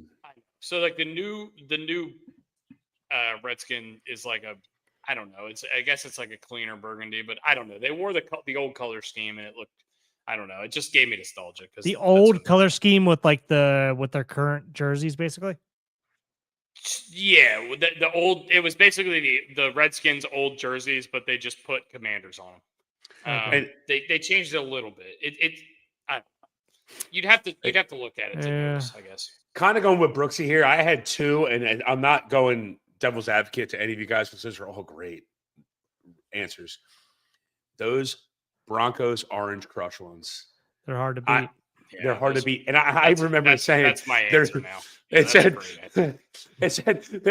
think we even said when we were doing our picks, they're wearing the Orange Crush jerseys. We're taking the Broncos. It's over. Dude, those jerseys, it's like them and the Durham Bulls. Like that whatever that D font, font logo. With the Bronco coming out. Yeah. And those colors just work together, man. Yeah. Those colors just work together. Absolutely love it. Yeah. All right. NFC West. The remaining schedules for the three teams at the top. San Francisco has a bye this week, and then they play the Titans, the Colts, the Bears, and the Seahawks. I would say it's a relatively easy-ish. Yeah. I don't know, maybe not easy. The Colts and the Bears and the Seahawks are pretty good teams. I don't know. Maybe the that's Colts are difficult, wounded. But the Titans game is just a gift victory wrapped in it's gift wrapped. On the but Seahawks, you feel like they're gonna pull out a win here that they shouldn't. Yeah. What's that on the bottom? So Miss Alicia, before she passed away, unfortunately, she always requested this bottle for her. That's Alicia. Yeah, so I bought it. I bought the bottle. I hate mezcals, but this is a ceramic. It's a ceramic bottle. The bottle, I think itself is worth like $110, just empty. It's got mezcal in it, but I bought it just because I'm gifting it to her dad for Christmas. Oh. I hate mezcal too, but I will cheers to mezcal. I'll cheers to that. No. And the top of it is awesome. It's actually like fabric. 2012 MLB All-Star Game. Yeah. So this is for Miss Alicia. Where was that at, Brian, without you seeing the look? Because you barely saw the colors. No, it was up. What's that? 2012 Kaufman, that would be, I'm going to go Kansas City. Well, yeah, because Dustin just said Kaufman. Yeah. Oh, I didn't hear you say Kaufman. I really didn't hear you say Kaufman Stadium. I'm looking at the cup and it says Kaufman Stadium on the cup. I didn't say that. I didn't know that. That was the guess. A pure guess. I would not lie to you guys on that one. All right. So San Francisco, Titans, Colts, Bears, Seahawks. They play 4 more games. The Seahawks have the Falcons this week. They play the Colts. They play the Rams, Panthers, and the Niners to finish. Those Rams and Niners games are going to be massive. And then the Rams play the Cardinals, the Lions, the Seahawks, the Falcons, and the Cardinals again. So I would say the easiest road is probably the Rams. The 2 Cardinals games and the Falcons games you have to look at as wins, and then the Lions and the Seahawks games I would say are kind of toss-ups. I know it's not going to work out exactly that way, but that's kind of how I see it in my head. I don't know. I'm really, really interested. Gun to head, who's winning the division? Brian. Gun to head, I'm going to Seahawks. Brooks? Seahawks all day. I mean, it's got to be Rams, right? I'm going Seahawks. Give me the healthy team that's playing well. I mean, I'll take the Rams. Wow, I don't know. But I think this is a great toss up though. I don't know. It is. Okay, so here's my thought. It's not the Cardinals. I know that. I think that the Niners have the best coach. I think the Rams have the best quarterback, and I think the Seahawks have the best defense. So I think the Niners are the easiest team to fall off pretty quickly. Yeah. But I mean, I don't know. If they do, right? I mean, if anybody has a chance to fall off quickly, it's them. Because if anybody they're like a house of cards. If anybody gets injured, anybody else gets injured there. Jesus Christ, right? I just can't wait until 2026 rolls around and Mac Jones is the starting quarterback of some franchise who has all of these. They've got the lights in their eyes, and they're like, Mac Jones is going to lead us to the promised land. And it turns out that Kyle Shanahan was the whole offense again. He was the whole story all along again. And we're not going to learn the lesson of like this guy is a product of the system. I don't know. I'm just I'm looking forward. I'm on the other side of that argument still. Okay, so you're not Team Shanahan all the way. No. I mean, I love Shanahan. Don't get me wrong, but I'm still very much on the side that like the quarterback still needs to make a good decision and throw a decent ball. I'm not a believer that Mac Jones is that quite yet. I think he could be. I do. I think Brock Purdy is better than him. I'm in the minority here. I think there's a lot of people talking shit on Brock Purdy right now. So I want to be one of the guys that sticks up for him at this point. Because a lot of people have been talking shit on him for the last 2 years. And that man has been leading his team to playoff victory after playoff victory after playoff victory and not getting very much. They basically said that like they keep winning in spite of him. Well, look, he's been paid and he's going to be the quarterback there next year and the year after and the year after. And Mac Jones will be the quarterback. Mac Jones will be the quarterback. Mac Jones. Are you going to say it? Same time? Same time? 1, 2, 3. Minnesota Vikings. Mac Jones. Minnesota Vikings. They're going to the Minnesota Vikings. He will be the quarterback of the Minnesota Vikings. I agree. 100%. I book it now. Lock, step, drop. I'll pop and lock. I will go tops off the entire season if Mac Jones isn't the quarterback of the Minnesota Vikings. Yeah, I would agree. I'm not going to make that bet with you, but I do agree. I think that makes the most sense, right? Yeah. Call Mac Jones up on the low. 281-380-80. He's earned himself a spot to start somewhere. Without a doubt. I mean, he is Sam Darnold. Now, I don't know what his contract situation is. So that could, curtail what I just said, but fair. But coming from a backup quarterback, I think Sam Darnold. I think we're both assuming this is a 1-year deal, if I had to guess. So I would assume. Without us looking at the contract, this is us going out on a limb and just guessing like, hey, this guy's a free agent at the end of the year. It makes the most sense for him to go there. 2-year deal with an out, maybe. All right. Wrapping up football here. There are 4 teams that have been eliminated from playoff contention. Those 4 teams are the Arizona Cardinals, the New Orleans Saints, the New York Giants, the Las Vegas Raiders. Tennessee Sorry, Titans. 5 teams. 5 teams. I miscounted. Tennessee- The and Las Tennessee Vegas Raiders and the Tennessee Titans. Of those 5 teams, quickly, which team are you most disappointed in? Boys, where are the Jaguars at on that list? Well, they're 8-4. They're leading the division. They're not on that. Go fuck yourself. Go fuck yourself. All right. All right. Yeah, 5 teams. Titans, Raiders, Giants, Saints, Cardinals. Which team are you most disappointed in? The Cardinals. Raiders. Gotta be the Cardinals for me. Cardinals for me. The Raiders for you because of Pete Carroll and Geno, you just thought they had something? Or was it You just have- like You have one of the best defensive ends in the league. You have a phenomenal draft pick. You had some decent receivers. You have Brock Bowers, which might be the best tight end in football. And he proved it to be when he had Fair, Aiden O'Connell throwing him the football. I can't even believe those words came out of my mouth. Where do you play college football at, Brian? He played at Georgia, baby.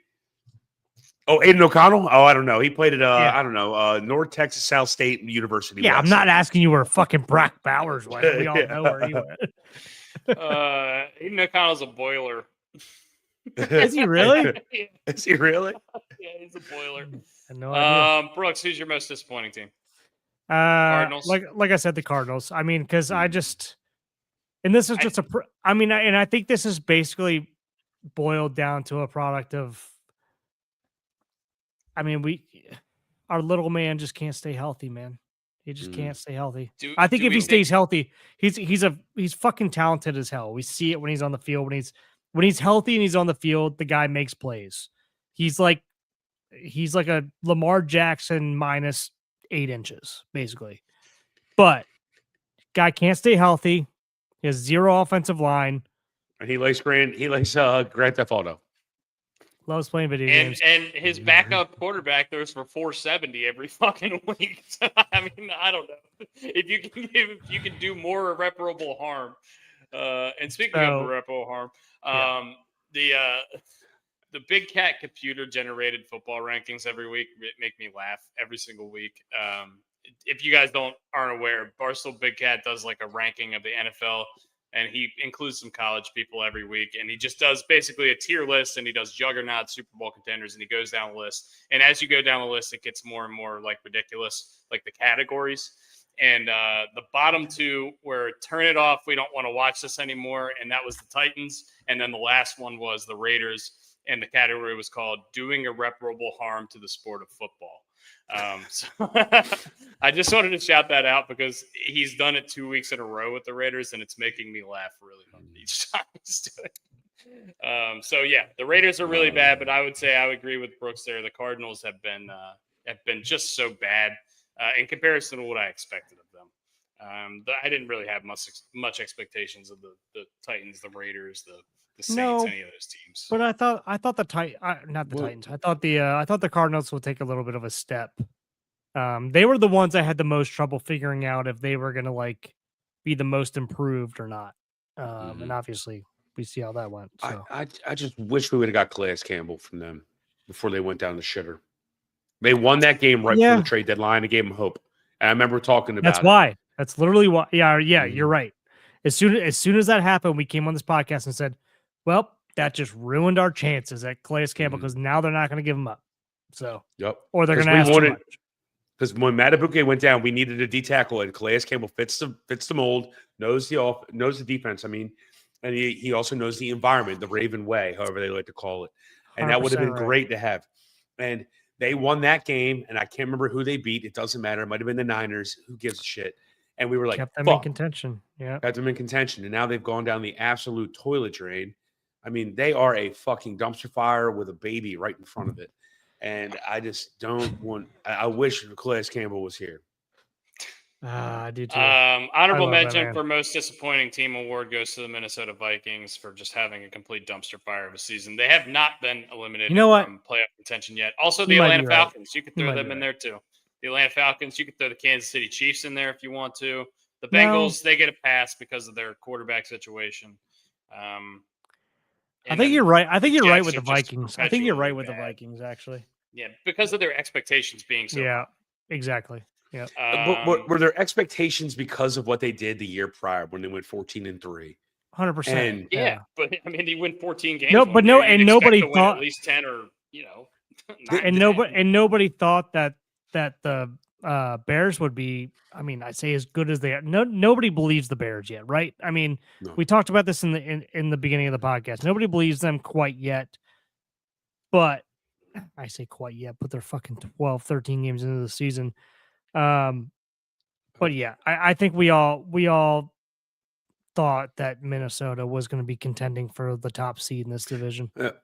Dusty, you gave me the options to pick from, and you didn't mention the Steelers. I would think the Steelers are the worst. They have the highest paid defense. They brought a bunch of mishmash guys in. It screams what the Redskins would do. Oh, I'm going to pick this guy off the shelf, and this guy off the shelf, and this guy off the shelf, and this guy off the shelf. Let's put them all together, and they're going to be fucking great. Well, they just cut Darius Slay to pick up Adam Thielen, who was on the scrap heap from the Carolina Panthers. And Minnesota Vikings, great, by the way. He's kind of go full circle in that one. You have the highest paid defense. Jalen Ramsey is still playing at a high level. TJ Watt cannot perform to what TJ Watt what can happened do. to him? Cam Hayward, thank God they didn't give him. Actually, I wish, from a Ravens perspective, I wish they would have given him a contract TJ Watt went extension. 5 straight weeks without a QB pressure. Correct, Hightower, because everyone he has 3 guys shipping him because Cam Hayward can't get pressure. But Hightower's healthy, right?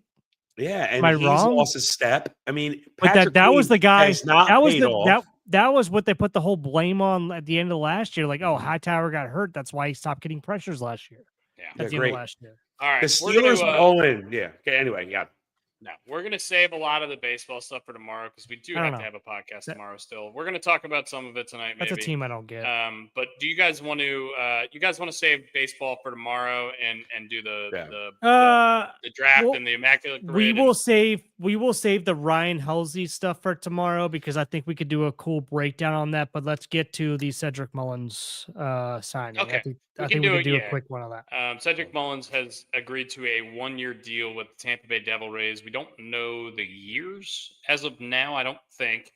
1-year deal. We don't know the the 1-year deal. Sorry, we don't know the terms of the deal. Sorry, I didn't money. mean to say years. We knew it's a 1-year deal, but we don't know the terms of the deal as of yet. I don't believe.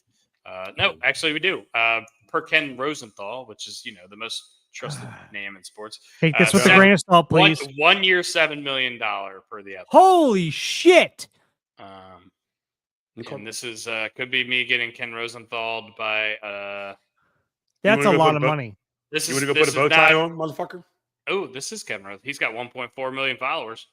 I would imagine that's Ken Rosenthal. That's a lot of fucking money. That is up to $7 million. Okay. So that could be more of like a 1 year of $3 or $4 million. That could go up to 7 with incentives. So yeah. Okay.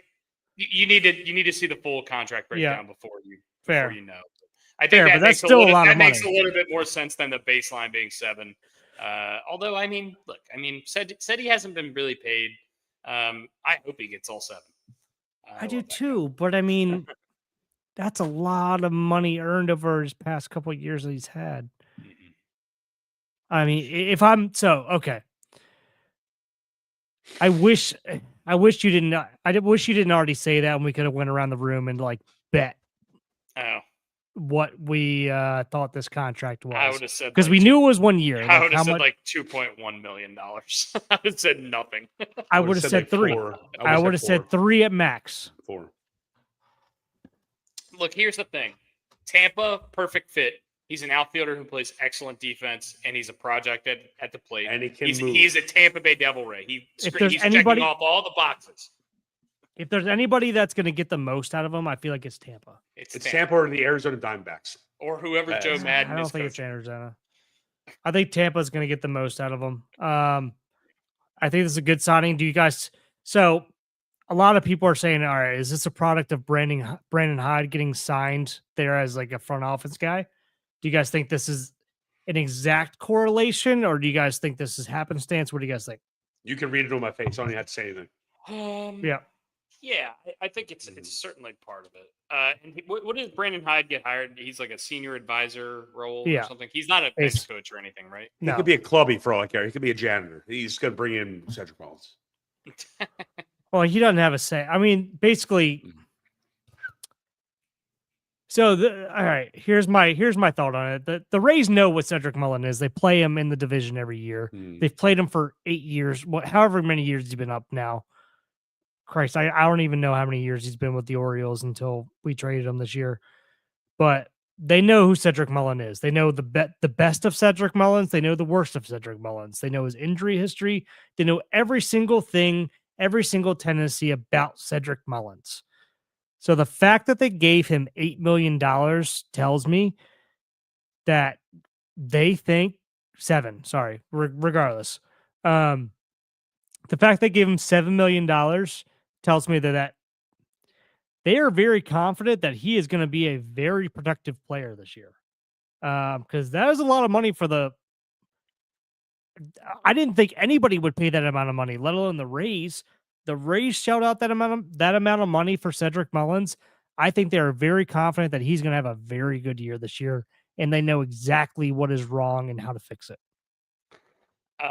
Look, I second everything you said, and I don't want to beat a dead horse. I think if any team's going to get out of Seti what they need to, it's going to be Tampa. So I think it's a good deal probably for Tampa, and hopefully for Seti, he has a great year and he earns himself a contract moving forward because he Love seems Seti. to deserve.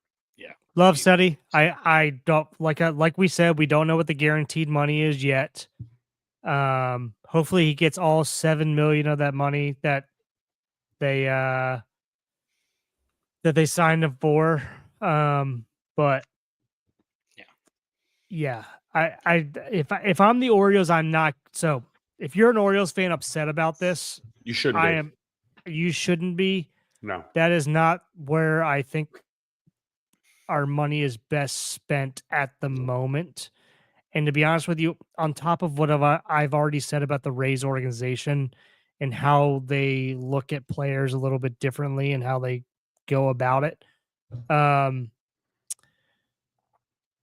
they are in a much different spot than we are as well, where they're able to do this kind of stuff, where we are very much in like hey, if we're going to spend that kind of money, we better be going after somebody who we know is going to produce right now. So yeah, I am fucking pumped for Seti. I love Seti.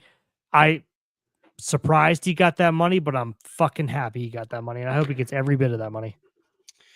There is a lot of baseball Hall of Fame stuff that I really want to talk about, but I want to talk about it at length. So let's save that stuff for tomorrow. I was watching MLB Network today, just a little greeny Mike Greenberg tease for you guys here. Oh, Jesus. I don't need to fucking listen to it. Get up. Christ, I'm already up. No. There's a lot of stuff in the contemporary baseball committee is going to be voting on a certain group of people, and then there's another committee that's going to be voting on another crew of people that includes Ray Bonds and Roger Clemens. And, is there a committee voting on a committee that's voting on a committee? Yes, I know, and it's really frustrating, and I just have a lot of opinions on it, and I want to talk about it, but I want to talk about it at length, so we'll do it. We'll do it tomorrow. Honestly, this would probably be better that we talked about it right now because it get the real feelings out. No, well, we can talk about it tomorrow. I don't have to work tomorrow, so I might be, depending on how tonight goes, I might be right back in the pocket tomorrow. Well, before we do a draft, which I know Brian, we're doing. What are you working tomorrow? Let's talk schedules. 4. So are we good? Are we all good for 11 tomorrow? 11 tomorrow. I'm good to go. Can we tell our audience we're good for 11? 11 o'clock tomorrow. Good to go. Good for 11. Good to go. I got stuck in traffic yesterday. That was on me. It is what it is. I mean, liquid traffic is real deal. Liquid traffic. And I'll kind of explain why I was doing liquid traffic here at the end. Hence my name. Yeah. So, but before we do our draft, I have a couple Arkansas facts. Okay. I like it. I hate you. All All right. right, hold on. What? We're at 2:03 right now. I need to know what hour we're in so I can clip these. We are at 2:03. Yep. All right. So because Joe can't join us, I'm doing Arkansas facts for Joe. All right. So what is the nickname of Arkansas? Like, so for example, Baltimore's Charm City, right? So what is Arkansas's state nickname? Anyone want to guess? Arkansas state nickname. Give me an example of a state nickname. I think the state capital is Little Rock. What? The state capital is Little Rock. Yeah. So Maryland's nickname is the Old Line State. The Old Line State. Mm-hmm. So New Mexico is the land of enchantment, which should be called the land of entrapment. The nickname is the natural state. Oh, I did know this. Did you really? Yeah, he brought this up at some point. Okay. Now, Dusty, do you have liquor near you? Dusty? Okay, perfect. And I know, Brooks, I know you do. Okay. This is a shot. Stop judging me. Hi, I'm right here too. I also all right, sent a candle. All right. So closest to the hole. Nice. I like that. Whose hole? Salted honey. No. Closest to the hole. No going over. No Price is Right rules. I'm sorry. You can go over. No Price is Right rules. Whose hole? I'll give you each of a guess. Each get a guess. Which hole? What numbered state is Arkansas? When 33. it was inducted. 33. Brooks, what do you got? Close to the pin. No Price is Right rules. Close to the pin. No Price is Right rules. They are west of the Mississippi.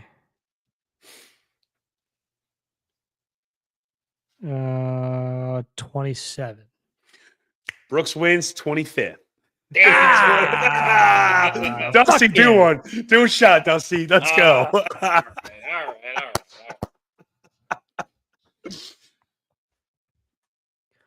Oh. We don't take shots with glasses here. I do it. Lewis and Clark was trying to figure out what the fuck was going on in Arkansas. I did like some of the other state facts. Mama. Mama. Mama. Jesus Murphy. The state. Jesus Murphy. Who's Murphy? What did she do? Fish meat timbers. Yeah, I do. She wears pantsuits. All right. The state bird is the mockingbird, and the state flower is apple blossom. Okay. Speaking of mockingbirds, I saw there was a quarterback. There was a college quarterback the other day named Atticus. So shout out. Atticus Finch. Mockingbird. Holy shit. The most recent book I read, To Kill a Mockingbird. Do you guys remember the punk band growing up, Atticus? No. Dusty? No, I got laid. I do not. I used to get laid back then. I didn't. Atticus punk band? I was in middle school, so Christ. Oh. Wow. Christ. They're from Knoxville, middle school in Brooklyn Park, guys. Good thing I wasn't getting laid back then. I hope Joe is in some way, shape, or form can see this. People in Arkansas get laid in middle school. It happens. So, are we doing another shot fact or what? Oh no, those are the two I had. Because it's state bird. Damn, maybe this is the new thing. Do we do shot facts? Shot facts. I like this. All right, but we have to do our draft. Yes. Let's do a draft. But keep this in mind. We will. Shot facts are a thing. Shot facts. Play it closest to the pin. Shot facts. All right. So, Brian, what is our draft today? Our draft today is best bar games. That Brian, sounded like what constitutes as a bar game? Would you consider darts a bar game? Correct. So darts, Uno could be played as a bar game because people play Uno from time to time. Jenga, things like that. And I'm not throwing out ones I'm going to give, but those are things that can be a bar game. Okay, so it could be board games, any game that you play at a bar. It could be like a brewery, has a giant Jenga or something like that. Correct. Yeah, and things that you've played at a bar before, like pinball, for example. Okay. What cannot be used? Give us a good fact of what cannot be used. You're not playing Monopoly. Thank you. You're not playing Risk at a bar. Yeah. Yeah, you're not playing. You're not playing the T game from Cracker Barrel. That's what we talked about earlier. Chinese checkers. Chinese checkers. Yeah, you're not doing that. So, but you got to play. You got to play the. I mean, if music. you're playing Uno, you can play Phase 10, can't you? Does this include, Brian, drinking games such as beer Yes. pong, Yes. flip cup, etc.? Bar I'm games. voting yes. Yes. Okay. So Two this out is of three bar say yes. / party games. And there is an obvious number one answer between the three. Yeah. of us. So, for example, Don't say it. I'm saying, for example, what can't be. Okay. Like keg stands can't be in there. No, That's not a game. No, that's not a game. That's like just any that's an activity. any kind of beer bong thing. Like if there's a beer drinking game, it can be involved in this because we've all played Flip most of cup, these. baseball. Let's play a game. We said don't name the goddamn thing. I'm telling you, you're asking me. Anyway, how I was about trying this? not to How say about those this? things. We will say if you pick a game that is controversial, it will go to a vote, and 2 out of 3 prevails. The committee is just. The committee is fair. Fair enough. And I am the jury. Who gets to go first, Mr. Jury? Who gets to go? What's the order? Let's go. Brooks first. Me second. Dusty third. Okay. I'll give you the wrap. Brian gave himself the worst pick, and I appreciate that about you, Brian. Absolutely. Hey, man. All right, play the music. I think that's a very unselfish thing of you to do, and I will play the music for you now.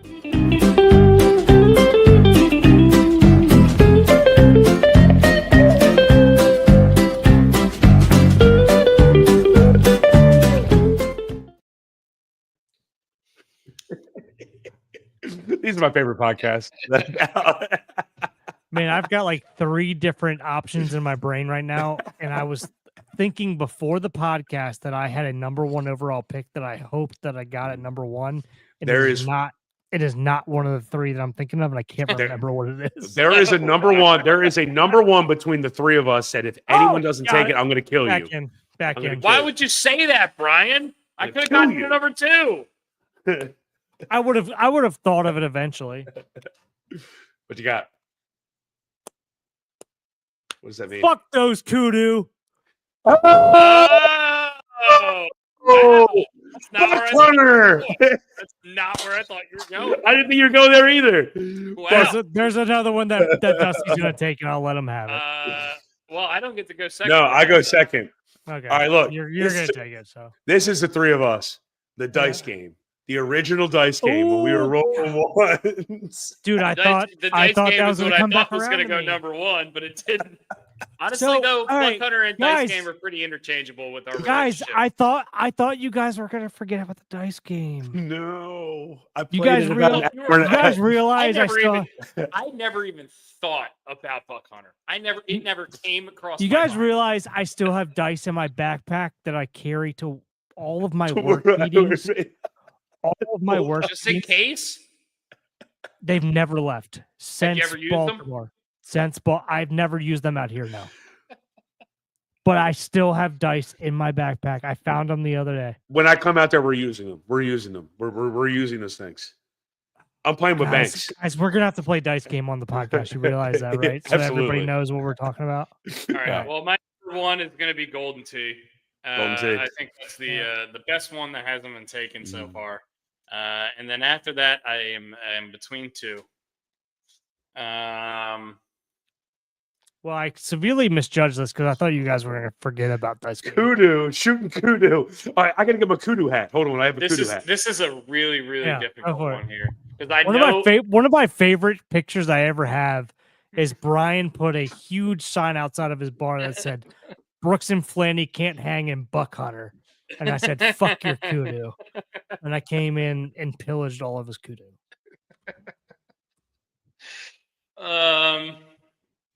All right, so I have Golden Tee. If you guys are following along at home, Buck Hunter, Dice Game, and Golden Tee have been taken. The Dice Game is if we haven't explained it, but it's a game that we used to play. We had played it at Nacho Mama's quite a bit.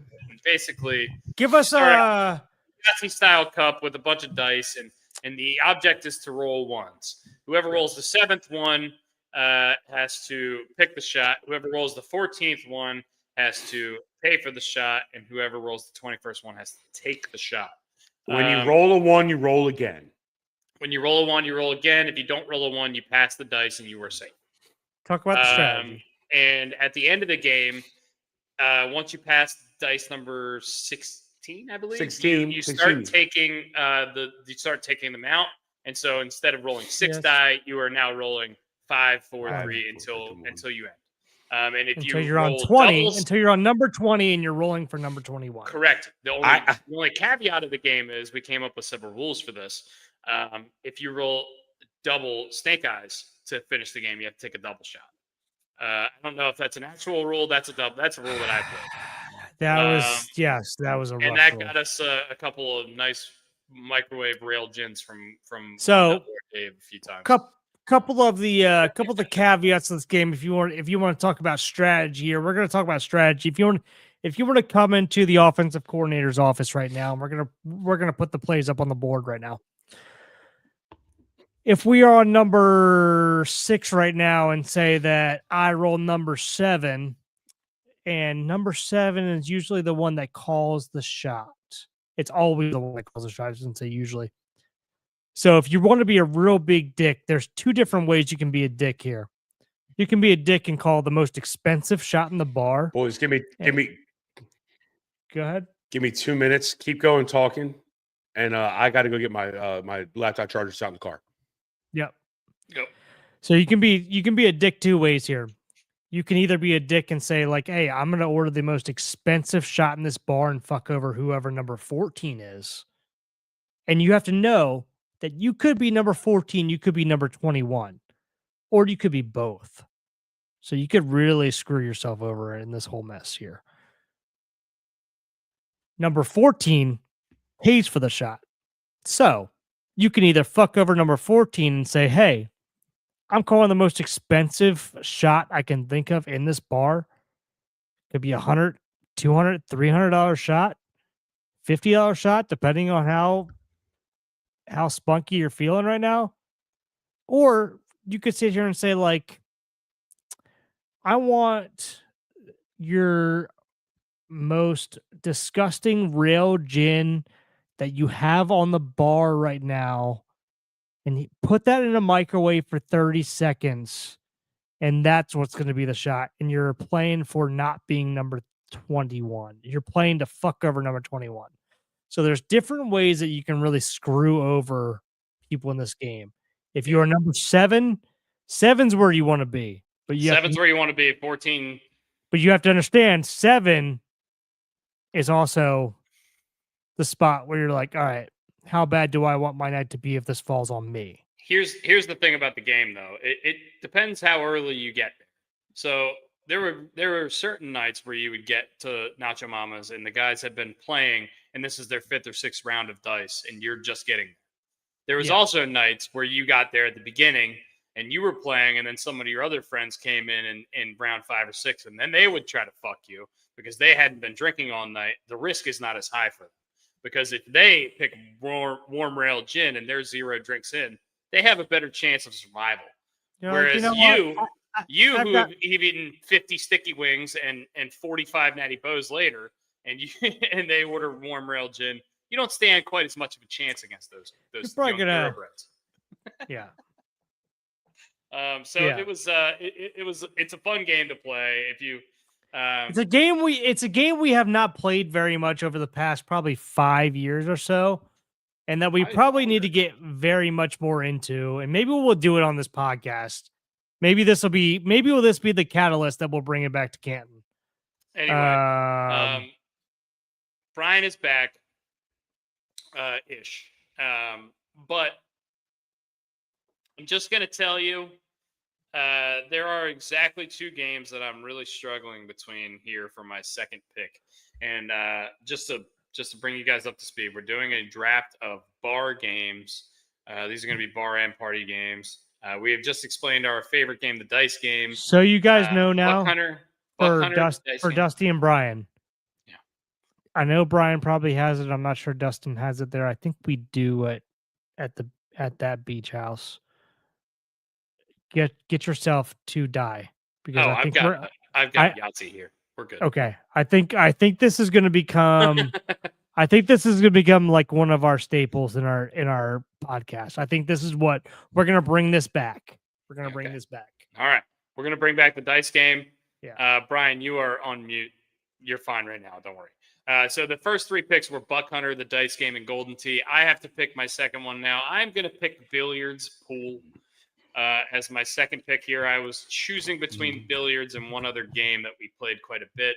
But I had to take pool. We had a pool table when we were little kids. Me and my brother used to play all the time. We used to play with our parents every now and then. If we had visitors, everyone wanted to play pool. We need to brush up on that because Brian whooped our ass at spring training last year, and that cannot happen. Dundalk. Hold on, they don't do anything in Dundalk besides play pool and eat squires. Hold on. All right. I know Brian was pretty good, but I was not like overly impressed by like. All right, he should not have like whooped our ass the way he did. We haven't played the game in 10 years. That's what I'm saying, Dustin. Laura, I know you're listening. Sore losers. These are sore losers, Laura. Brian, I'm not sore about anything. I am not a sore loser. I own that loss. I haven't played pool in 10 years. I shouldn't be good at it. Brian. Well, I own that loss. You deserve that. You deserve that win. But I will say that I've never been that embarrassed playing the game of pool in my life ever. But I also haven't played the game of pool in probably about 10 years. So let's get a couple practice games in so we can match up to. Neither has Brian probably either. I hadn't played. Shut up, Brian. Shut up, Brian. I said I hadn't played in like a decade. All right, Brian. What's your pick here? All right. So I get my second pick. I'm going Keno. Wow. All right. Mm-hmm. I didn't think that was going to be the pick there. Brooks. I think this might be just as controversial as Brian's pick. Give me fuck the governor. I thought that fuck the governor was going to go before Keno. Well done. Well done. Because I agree. And explain it. I guess all encompassingly, Brian gets everything, but you very similar. Very similar. So fuck the governor is basically when you play Keno. If you don't know what Keno is, then you probably shouldn't be listening to this podcast. And you probably don't listen. Yeah. Well, we do have a couple Indiana folk who don't. So exactly Keno it's a bar game where they flash a board basically of 1 through 80, and you pick a set of numbers. Your odds will increase or decrease depending on how many numbers you pick and how many numbers you hit out of the 20 that are selected out of the 80. Every game, about every 3 minutes, there's a game, and they pick 20 random numbers on the board of 80. And basically, they just keep doing that over and over again all day long. And you can pick a card. You can either do a quick pick, which means the computer picks up the numbers for you, or you can pick your own numbers. You can pick 1, 2, 3, 4, 5, 6, 7, all the way up to 10. When you get to 10, your odds of winning the game are significantly reduced because they're putting 20 out of 80 on a board and you have to hit 10 of them. So your odds of winning are very low, but you have higher odds of payout or higher payouts. So that's basically what Keno is. And that's a very regular thing in Maryland, Delaware. A lot of the bars you go to will have Keno machines, Maryland lottery machines. A lot of different states have different versions of this that are pretty similar. That's essentially what it is. Yes. And so Brian took Keno. Brooks took fuck the governor, which is a different version of Keno that we have played, and it's also called bar Keno or just bar. Yes. Whatever. The shortest version of this is each of us. Let's say 3 of us are playing. We each pick a number. Mm-hmm. So I pick 20. Brooks picks 11. Dusty picks 8. I'm making up random numbers. If my number and only my number hits, I win the pot. It's $1 a man. If my number hits and Dusty's number hits, everyone throws money back into the pot and keep going and going and going and going. Yep. If no one's number hits, money goes back in the pot. If only your number hits, you win the pot. $1 a man. At one point, I think we had 18 people going, and I think someone won like $185.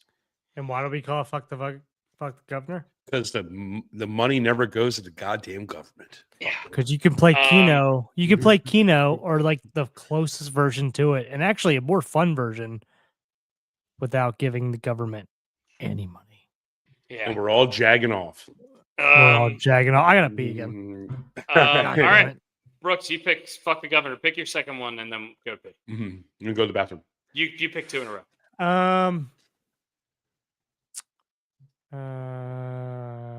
So we had Golden.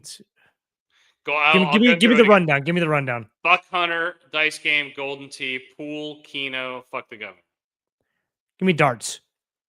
Fuck you. That was.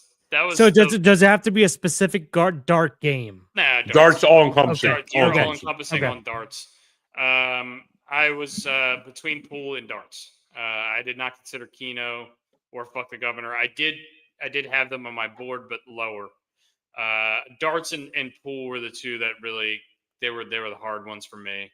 And there's another one that I think Brian's probably going to take here. That's gonna fuck me over a little bit here. But I think pool and darts, like if you're going to a dive bar, I expect to see at least one of the two. If it's a true dive bar, you're going to have at least one of the two, pool or darts.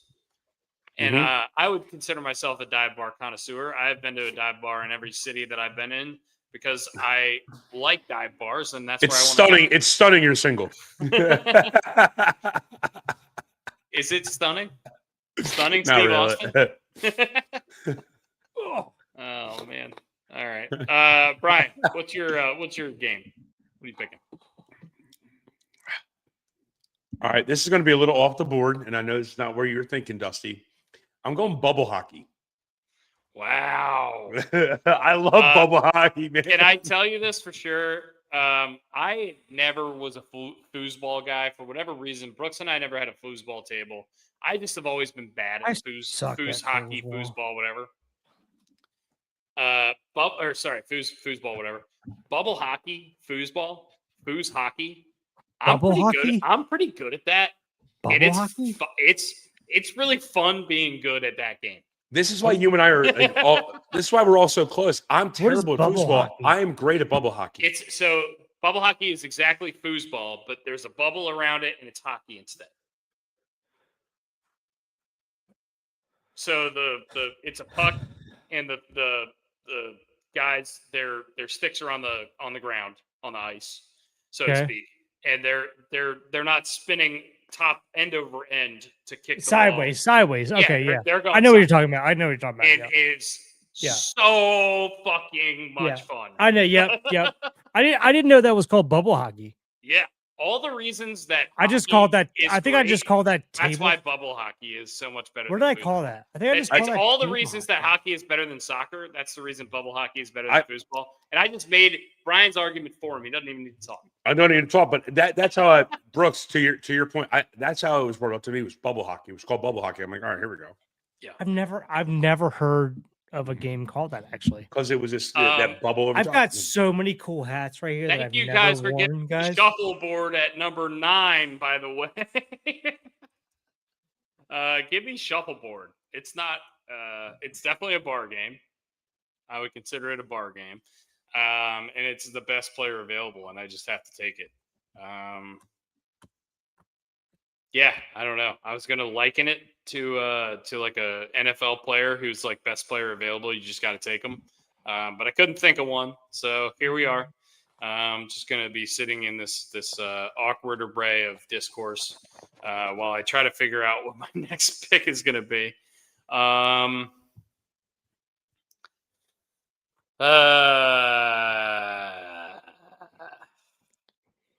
love that hat. It's so loud. Give me cornhole. I think that's a bar. I think cornhole is a bar game. I agree. 100%. I'll let you have that. Yep. I like cornhole. I think if somebody wants to argue that it's a tailgate game over a bar game, I know way too many bars that have cornhole at it. So and I've seen it indoors. I've seen it indoors. For the course of, for the sake of the argument, we're not going to split hairs here. It's a bar game. Well, no, but there are certain tailgate games that I would say are not bar. That's true, but I would say But also, shuffleboard is not a tailgate game either. No, exactly. I've never seen indoor horseshoes. Now I'm sure there are bars that have indoor horseshoes. Yeah, that's what I'm saying. I've never seen indoor horseshoes. I've seen indoor cornhole. Exactly. That's what my argument is. Yeah. Because I Anyway. know there's going to be somebody in the comment section that says this is not a fucking bar game. Mhm. Well, You've seen it at a bar. There's plenty of bars that have patios. yeah. I'm I'm going eat my dick. I'm going to go out on a limb and say all 4 of mine could be potential 1-1s. Okay. It's me, right? Hey. I'm going Oh, skee ball. Skee ball. Oh, Yeah. my Yeah. God. You're in an arcade, dude. Yeah. I'm a Yeah. child. Skee ball. Skee ball is a bar game in Dundalk specifically. At laid back Lenny's, maybe.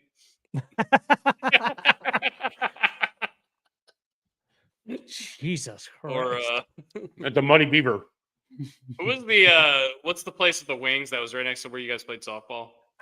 What's the place down? Donna's. Yeah. The place that What's was the- just what's it was the, literally just a house in a neighborhood that they turned into a bar. No. Yeah, well, Donna's is always awesome.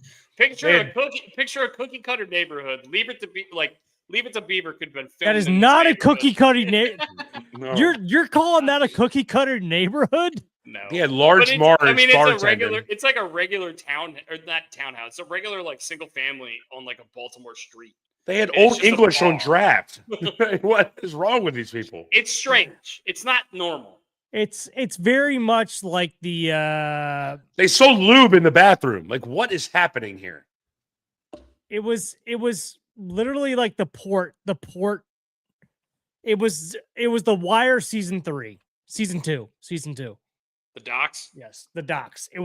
That's where they went. Yeah. They went there and got a Boilermaker. They got some lube. They went and played some softball.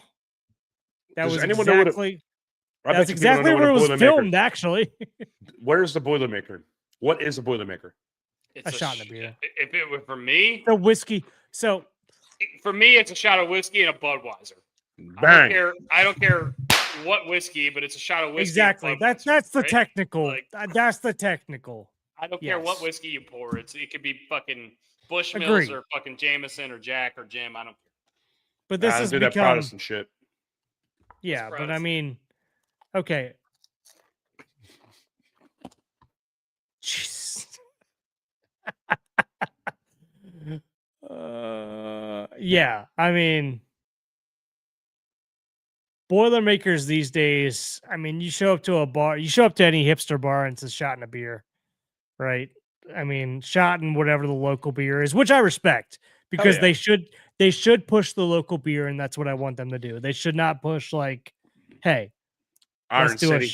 let's do a shot of Jim Beam or Jack Daniels and Budweiser, right? Mhm. Let's Correct. do whatever the local stuff is. Let's support local. I'm all for that. But yeah, you know what it is. I know it. You know what it is. This is He one of my said- favorite podcasts. He said Donna's was like your regular fucking single family neighborhood. That's like no, it was where it was It's like different. It's different than that. It's like having a toothbrush with one bristle. You can't It's do that. honestly more Dundalk than Dundalk. It's Hell yeah. Dundalk's step cousin. Is really what it is. That's All right, dangerous. can we finish our fucking draft? Yeah. Jesus Christ, guys. All right, I took cornhole. Brian took skee ball. Brooks, you get 2 to finish your draft. What do you like? You got some answers here.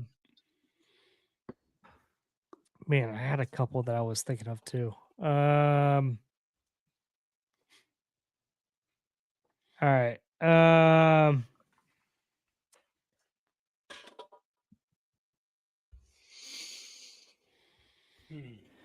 All right. So, I mean, this is technically call it what you want. It's a college game. It's a tailgate game. It's a frat boy game. Whatever you want to call it. It's a bar game as well. Give me beer pong. Okay. It Beer is pong's a good answer. it's a great it's a answer. staple. It's an easy one. It's like it's honestly it's the fastball right there. It's boring. It's give me the fastball right down the middle. That's the one you can play anywhere.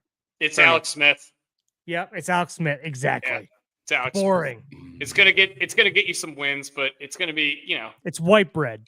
boring. It's white It's bread. It's 100% white bread. I mean, this is the basic bitch. This is a starfish woman when you have sex. I mean, this is not happening well. Nothing good here. This is missionary Meg. Go ahead. It's always fine. Meg. It's always fine, Yeah. but it could be very. So it's always fine. You know where it's going to be. It could be amazing, or it could be okay, but it's never going to be bad until you're painting a nursery and buying a cradle. It's pizza. What? No, that's cheese pizza. It's Papa John's. What's the worst pizza you can imagine? Lunchables pizza? Yeah, probably. If you're going to compare it to like Papa John's or Pizza Hut or anything like that, yeah. I'm going with Drew Burton, Spartan.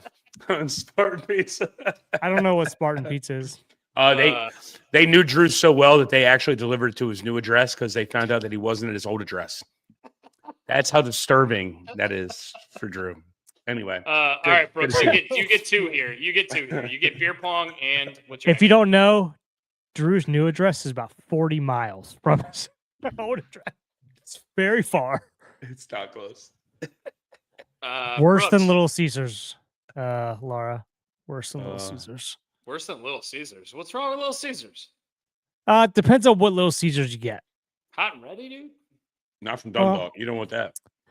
I'll tell you what. Water. Some of the worst. I'll say this. So since I came out and gave some of my most vulnerable moments in my life today, pretty much, which is why I'm drinking a little bit tonight.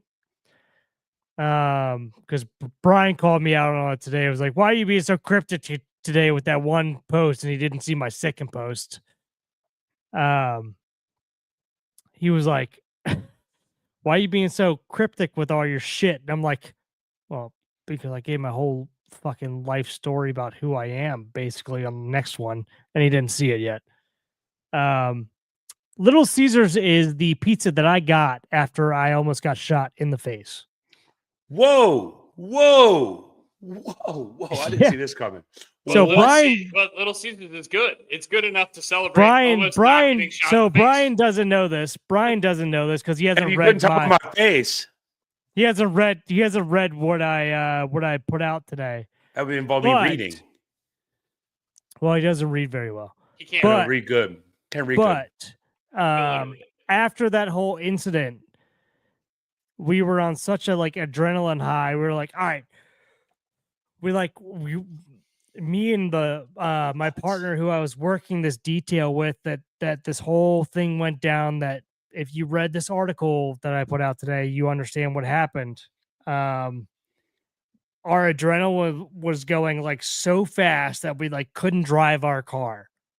We were literally driving a police car and we were like, dude, we almost fucking died. Do you realize what just happened? And nobody's going to understand. Nobody's ever going to know what just happened here. And this happened, funny enough, with the same guy again about a couple years later, where we different story. Almost killed a guy, but different story. Did not kill a guy. Sorry. All right. We went. Stay on top. We went straight to Caesar's Pizza, got hot and ready, poured it into the car, and we're like, all right. We sat there with a hot and ready, eating a hot and ready, and just looked at each other. Was like, did that just fucking happen? What? I never knew this. I think it was one of the most I felt like I was on mushrooms, I was in a dream. I've never done mushrooms before. I feel like I was in a dream. We've all been through a lot. We've been through a lot together. The three of us have been through a lot together. I've never heard this story in my life. Holy smokes! What? I looked at him now for that. I looked at him. He looked at me, and I was like, we both looked at each other and went, that was one of the craziest things I could have ever imagined. And we just went through that in real life. That was like a movie. It was. I'm not going to ask any questions. Yeah, I'm not going to ask any questions. But read I'll read it. I'll read it. Yeah. I got you. Thank you, Sharon. I think Dusty already knows. I think. Yeah, I'm pretty sure. sure. He does. Mm-hmm. Well, he knows a little bit about it. He tries to keep himself isolated, which is a good thing. It's a good thing and a bad thing, but Dusty keeps himself pretty isolated from what I did, what I used to do, and everything like that. So he can only do so much because he lived with me and he lived with a homicide detective at the time. So he's going to hear stuff. So yeah, that's natural. he just doesn't know that we're involved in some of this stuff. It's a weird place to be in, but also like, I have an immense amount of respect for what you went through, and it's like a lot of I don't know. It's a look through a lens of why we all care about each other so goddamn much. Yeah, we all come from different parts of life, and Brooks, you've been through a lot of shit. So I remember coming out of my apartment bedroom, and you'd be sleeping on the couch, still in a Kevlar vest with a gun laying on top of my counter because you had to disarm yourself before you went to bed. And then we're going golfing like 5 minutes later. Like, here we go. Yeah. Those anyway, those are the stories. This is gonna go. Those are our stories. You'll hear more about them, honestly. I'm down to tell whatever anybody's willing to listen to, or willing to ask about, because there's a lot of stuff that honestly people ask about at times that I don't remember, or you can't tell, probably. Well, there is stuff that I can't tell. Most stuff I can tell now because it's because most stuff it's not pending in court anymore. Statute of limitations are over. Yeah, like most things are. And if they're not, I can still tell most of it as well.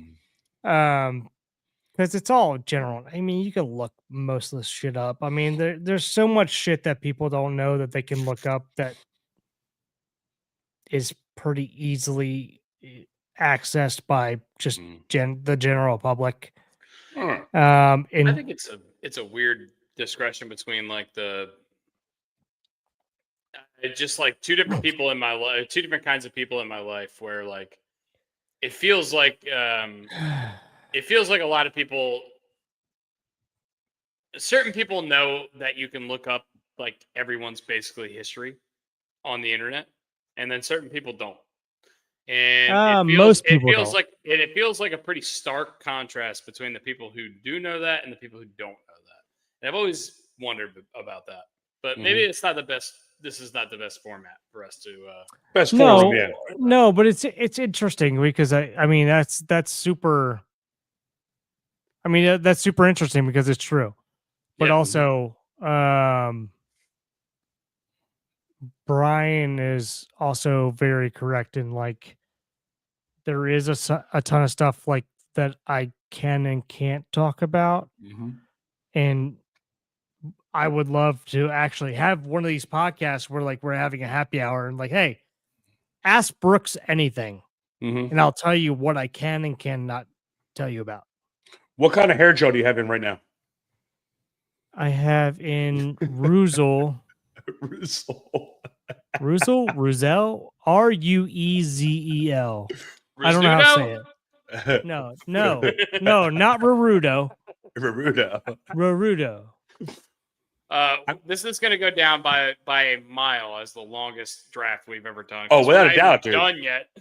Brooks, you have a second pick to make, and then Brian, you make one, and I make one. How did I get off on this tangent? Brooks, you are buck hunter, fuck governor, darts, and beer pong, and we need a last. Those are number one picks all over the map, dude. I'm number one picks all over the map. Dude. So are you. I'm losing. Cornhole's taken. What do I got left? Can I take Flip Cup? In 10 years, the right answer to this is going to be Mario Kart, but we can't say it yet because you can't say drunk driver. You can't say drunk driver. This is not a bargain. I know. That's what I said. In 10 years, it will be. I agree. There are certain bars. There are certain ones. Dude, you remember it's not a regular occurrence. I don't want to give anybody any ideas, but you remember back in the day when you used to go to a sports bar and they'd have the little trivia thing, like, and they would give you the handheld. Oh, they give you the handheld device? Oh, shit. Oh, I love those, dude. Go to an Applebee's. You go to Applebee's. Dusty's about to get 90s. Dusty's about to have Mario Kart. He's having Super Smash Bros.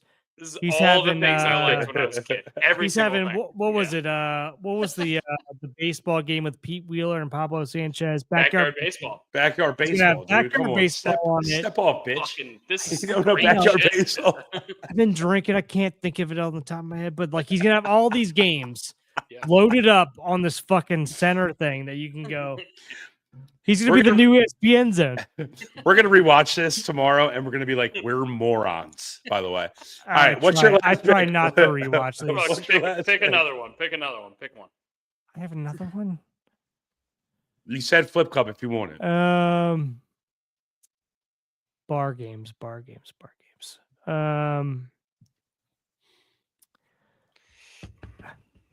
Shit.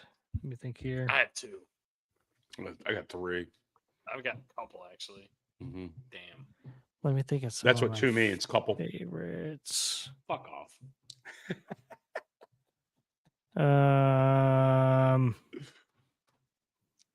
Checking your nose hairs. Any I mean, boogies? okay. Have we said shuffleboard? Shuffleboard's Yeah, gone. I said Gone. shuffleboard. Okay. It's shuffled away. Okay. No, don't do that again. Don't do that again. What else we got? And we can't take different versions of darts, right? It's Nope. just darts in general. Darts in general. Okay. How could you be so dartless? Okay. All right. Is flip cup? I mean, I Flip took. cup. You You can can take take flip. flip cup. You can Okay. take Take flip flip cup. cup. Okay. Cheers. All right. I was gonna say. All right. Let's Flip take cup the flip cheers. cup. All right, And that was is officially that the was longest painful. pick in the history of this draft. this That was draft painful. process. Holy smokereenies. Hey, All right. Be my All right. I'm gonna go Silver Strike Bowling. So it's the bowling version of Golden It's Tee. Golden Tee, but it's bowling. Mhm. And That game why are you sucks. taking that? And what Gavigan's Furniture sponsored dungeon did you play that in? What a reference. And I played at the room store, motherfucker. All right.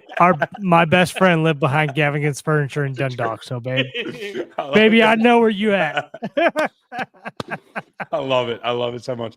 I played Silver Strike all the time down at Fells Point. So like I told you, I'm from Dundalk. I can shoot pool and I can bowl. Hmm. First time bowling in a decade, I bowled a 189, and the one guy goes, "Did I play in That's a league? I haven't bullshit, bowled." dude. Witnesses, plenty of witnesses. See, Plenty. you're just one of the you're just that guy.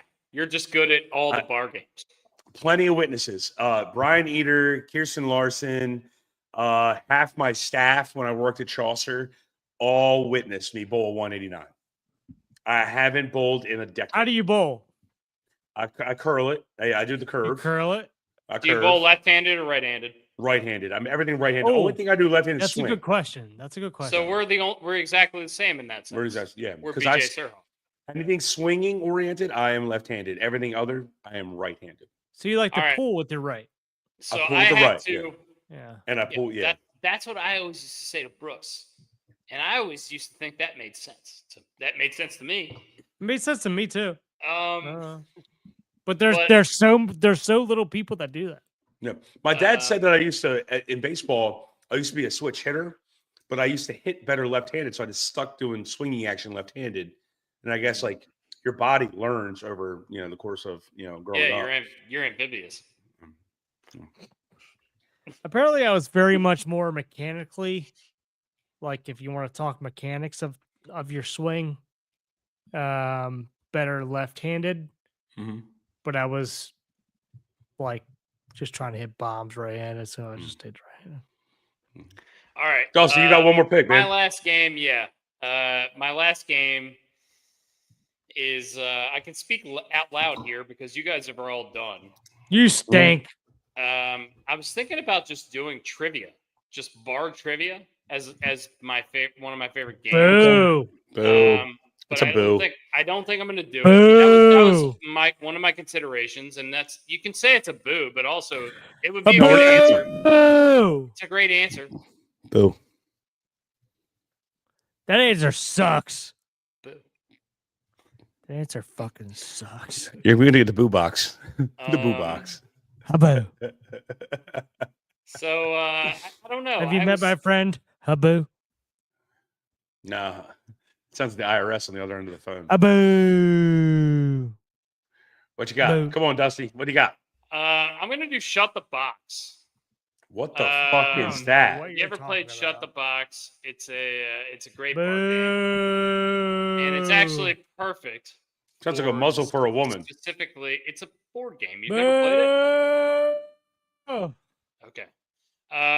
Well, it's going to be Shut the Box. And also realizing now that I shouldn't have taken this. Can I pick different? Nope. It's already It should have been Papa Shot, but it was Shut the Box. Papa Shot. It should have been Papa Shot. It should have been Papa Shot. How you didn't take Papa Shot is unbelievable. I'm going to take Shut the Box. I'd still love Shut the Box. It's a great pick. Although I did just tell. It sounds sexual, by the way. It did sound sexual. I have no no If idea. you've never what played that Shut is. the Box, I'm not going to bother explaining it to you. It's a board game. If you've never, Well, you're a played virgin. It's fun. It means you're a virgin. I also considered Battleship, which is a great bar game, a great board game for a That's bar to have. bar by the way. game. I would say it's a board game, not a bar game. I would say that if you're a bar and you don't have Battleship, then you are not doing your due diligence as a bar. Battleship's a great bar game, dude. It's a great game to play. Checkers and chess are also good bar games. Foosball. Foosball is good. Foosball is probably really Yahtzee. good. Yahtzee Pinball. is like a big thing. Nobody picked pinball. Pinball. But I don't really love pinball. Pinball was fun 100 years ago. It's not that fun anymore. And I don't Probably more fun than Shut the Box. You've never played Shut the Box, dude. You need to play Shut the Box. It's fun. It sounds like getting a muzzle so for fun. us. Also, I forget, and I didn't know how to word it because I was going to take it. That bowling game where you throw the puck and the pins are like they go up. I didn't know how to word it. Shuffle bowl. Shuffle bowl. There you go. Yeah. Oh, I thought somebody took that. Don't worry about that. I got shuffle board. Yeah, I didn't know. How I to thought word it somebody appropriately. actually took that. Mhm. What's your And then left, right, center. LRC. Yeah. I haven't played that in forever, but I mean, Classic. it's an easy game. Yeah. Yeah. Drink the beer? That's a good one. No, I'm joking. Beer. Yeah, we used to play that all the time. We had a pretty core group of dudes in college who drank together basically every night, and every now and then there was like 3 or 4 of us, and every now and then there would be like a random from the outside, one of the others. And they would be like, "Hey, you guys want to drink tonight?" And they would be like getting into our space, and we'd be like, "All right, we just kind of want to drink without these people." And we would just say, "Hey, we would just kind of want to play drink the beer." Well, and we would just sit on a couch and we drink the beer and not talk. Hey, no one took Jenga. Nobody took Jenga. Yeah. Should we play this with Dustin right now? Drink beer? No. We can. We could. I have 30 in my fridge. Let's play drink the 30. I have 2 left. But also, when you come back, going on bar games, okay? Just follow me real quick because going off this topic. Brooks, you look like Tom Hanks in a league of their own right now. Like you're peeing. And when you guys come in town next, all right? This goes to bar games. There's a new bar called Happy Jack. Okay. Every single time you go to the bar, when you order a drink, you get a card. If you collect all 52 cards, you get a gift card. All right. Yada, yada. But talking to the owner, he definitely 100% wants to have us do a podcast from there. So we should definitely do it from there. It's right down the street from Lee's Fight and Shell. When I say on the same side of the block, sure? 100%. Is he sure? Does Can he you have have a him hot watch dog roller? one of our episodes? It's Yeah. kind of Watch a one of our requirement that episodes. we need to have a hot dog roller at the establishment if we're going to do a podcast there. 100%. Can you tell him we're a Hot bunch dog roller of is fucking killer. clowns? Yeah. That's already assumed. So, good. All right, we are going to do As long as they know. We're going to do today's Immaculate Grid. And I have just peeked this Immaculate Grid. And I will tell you guys peed? there is good news there is a little Oriole bird on the bottom there, and that's gonna help us. Oh, There's a little Oriole bird on the bottom there, and that's gonna help us. BJ Ryan immediately comes to mind. So does Josh Towers. Josh Towers is going to be the number one pick for sure. No, the number one least picked, I should say. Number one, the number. Josh Towers, just go right now, please. Josh Towers, number now. 1 zillion. Now. Do it. Just do it. Stop thinking. Do it. Just do it. Do it. Are you sure you want me to do Yes. Josh Towers? Yes. It could be a better answer. There's so many There's answers. not a better answer Just than Josh put it Towers. the goddamn in. There's zero better answers than Put Josh it Towers. the goddamn in. All right. That's Josh it. Towers. That's the one. That's That's it. 0.1%. And then I want to go. Is it You're Pete the and only one that has ever picked that ever. Is it Pete and Cavilla on All Star and Orioles, or is it what was the guy who was god awful? There was a lot of them, Brian. Who was the guy that's god awful? I've never heard of anybody who's god awful. I've never met anybody. Yeah, I have Melky Cabrera. Melky I mean, Cabrera as might an work all-star? here, by the way. An Orioles All Star. It's when you Melky had to get an Cabrera, All Star. I'm almost certain works for Seattle and Toronto, by the way. Yes, he does. Cesar Torres. Oh, I don't know about that. That's scary. Cesar Torres. Ty Wigginton. Always Ty comes to Wigginton, mind. do it. Ty do it, Wigginton, do it, yes. do Ty it. Wigginton Yes, is 100%. definitely an all-star. That's what I was thinking of. Ty 100%. Wigginton. That was Ty like Wigginton. that was a very much a Boom, low Ty point. Wigginton boom. is That's what I was bad. thinking of. A pretty bad all-star for the Orioles. That's what I was thinking of. That I was would one say of. this is the best start we've ever had. I would say that was one of the low points in Orioles history. Period. Was He was Ty hitting like Wigginton 250 being with our like all-star? Geronimo Hill was hitting fourth. Shit, that might have been an all-star as well. Who played catcher for the Orioles? Ramon Hernandez. Yeah, Brooke that's Fordyce. too much. Brooke Fordyce. Oh my God. Mickey Tettleton. Chance Cisco. Javier Lopez might have Chance made Cisco. a. Chance Cisco is good. Javier Lopez is way too popular.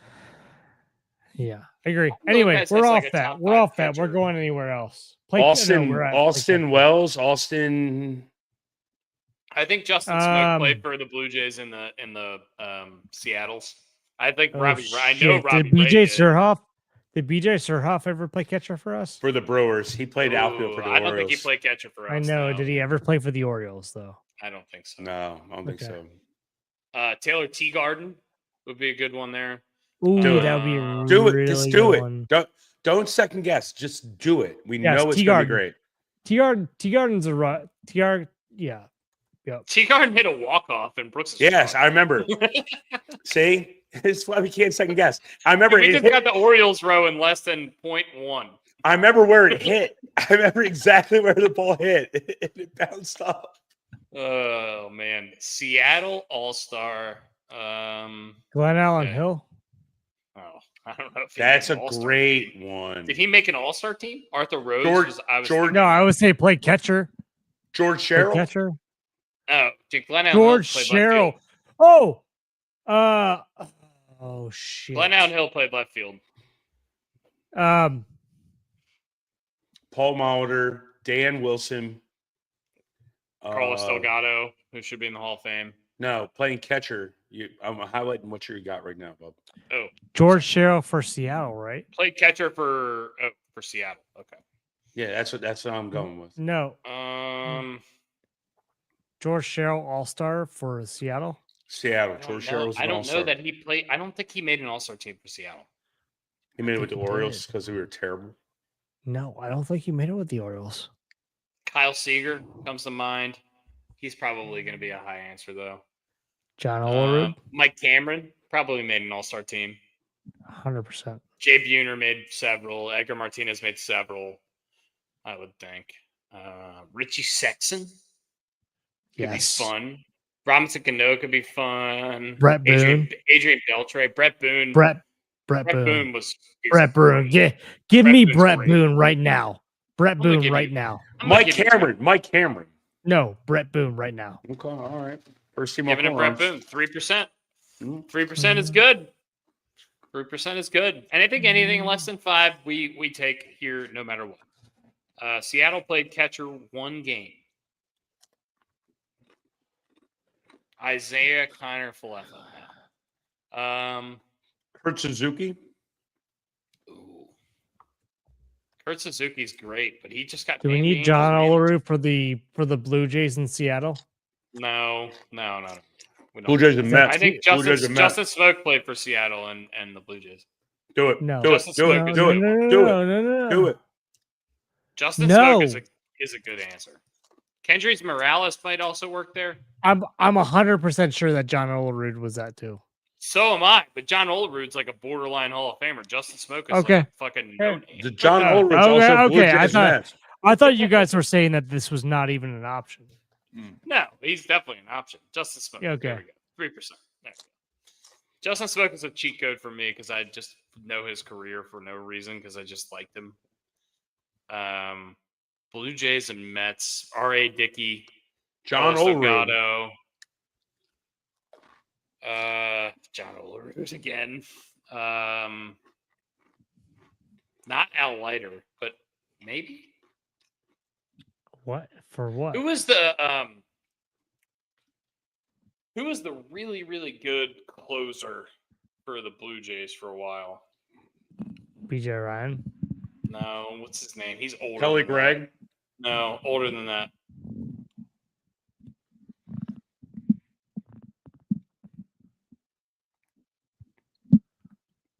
No idea. Oh, you know who else works for Blue Jays Mets? Is Jose Reyes. He played for both those teams. Yeah. That's a good one. Blue Jays, man. Mike Bordick. Yep. All right, let's do play catcher. Let's do play catcher. Played catcher for the Mets. Piazza. We know. No. Piazza's number 1, that's right? the most popular, yeah. Piazza's number 1. So who's Gary the least? Carter be number 2. James McCann. Do James it. McCann played for them for half a season. Do it. Do it. Do it. No. I'm trying to think of No. Why? a worse catcher. Who's worse? It's the Mets. They're all bad. Yeah, that's true. I mean, I think Go James for it. McCann is going to be less Go than for 3%. It's going to be less than 3%. I would guess. Yeah, whatever. 2%. There you go. All right, All-Star for the Mets: Darryl Strawberry, Doc Gooden, Keith Hernandez, Steve Garvey. Kurt Suzuki. Jeff No. McNeil. Jason Bay. Ooh, Oh, Bobby Abreu. shit. Jason Bay. David Wright, Jose Reyes are too popular. Lucas Duda, did he win an All-Star game? Fuck. No, I don't want that guy in my grid. Paul LaDuca. Paul LaDuca. Ooh, yeah, but I No, don't know. no. Paul Duca would be good No. for top left, by the way. He'd be good. I think Yeah. Paul Duca would work for top left. No, he was not. He was not with Toronto. He wasn't? He No, played for the he was Marlins, with- the He Dodgers. played for and the Mets. Yeah. He might Played have for the played for Mets. them. Russell Martin might work for top left. I don't think he played for the Mets. Seattle and the catcher. So we're not going Dan Wilson. He's the coach.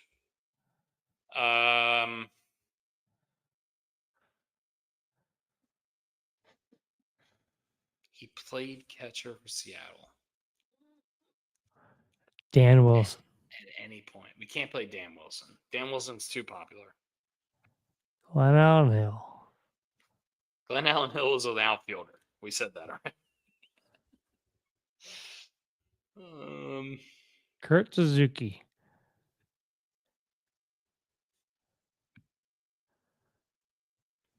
I think Kurt Suzuki is a good one. I think he's. Do it. Yeah, I think Ramon Hernandez is also in there, but I don't know which know one. I don't know if Ramon Hernandez played for Seattle.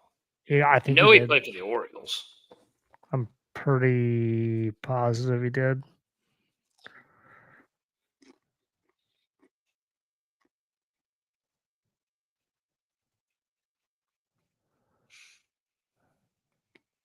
Come on. Give me something. Put something in there. All-star for the Mets. Mets all-star. Pick. All right, stop bouncing around. Pick one, and we'll all focus on it. Okay. It All right, pisses me off. Mets. You're like Mets in Seattle. I'm like, All right. Actually, hey, I'm like 95% sure All right, that Bill you guys Buckner. have the attention span of a gnat. Just focus on one, and we'll figure it out. Did Chuck like not 90 make an all-star team for the Mets? No, but I'm like 95% sure that Bill Buckner did.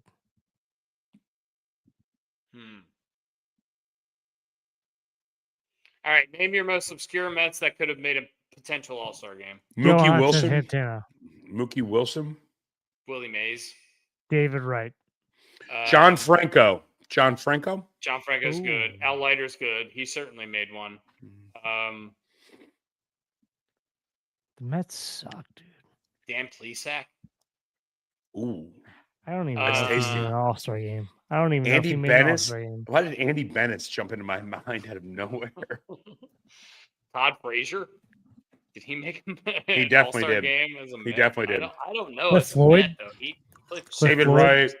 David Wright definitely did. Jose Reyes. Daniel Murphy. McNeil. What's his name? McNeil? O'Neill? McNeil? I think Jeff McNeil definitely has. Jeff McNeil. What about Brandon Nimmo? Yes. Brandon Nimmo? Ooh, yes, Nimmo is definitely 100%. Yes. Yeah. Why don't we do that one? Why don't we do Nimmo? Because he just got traded. All right. I think he might be popular. Do you want to do McNeil or Buckner? Or I think that's probably it. Just do McNeil. Harvey. Scherzer. I think Harvey's more known than Jeff McNeil. Mm-hmm. Okay. 3%. Okay. That's a good one. Take it. By the way, great beard. Holy smokes. That guy looks like he's D'Artagnan.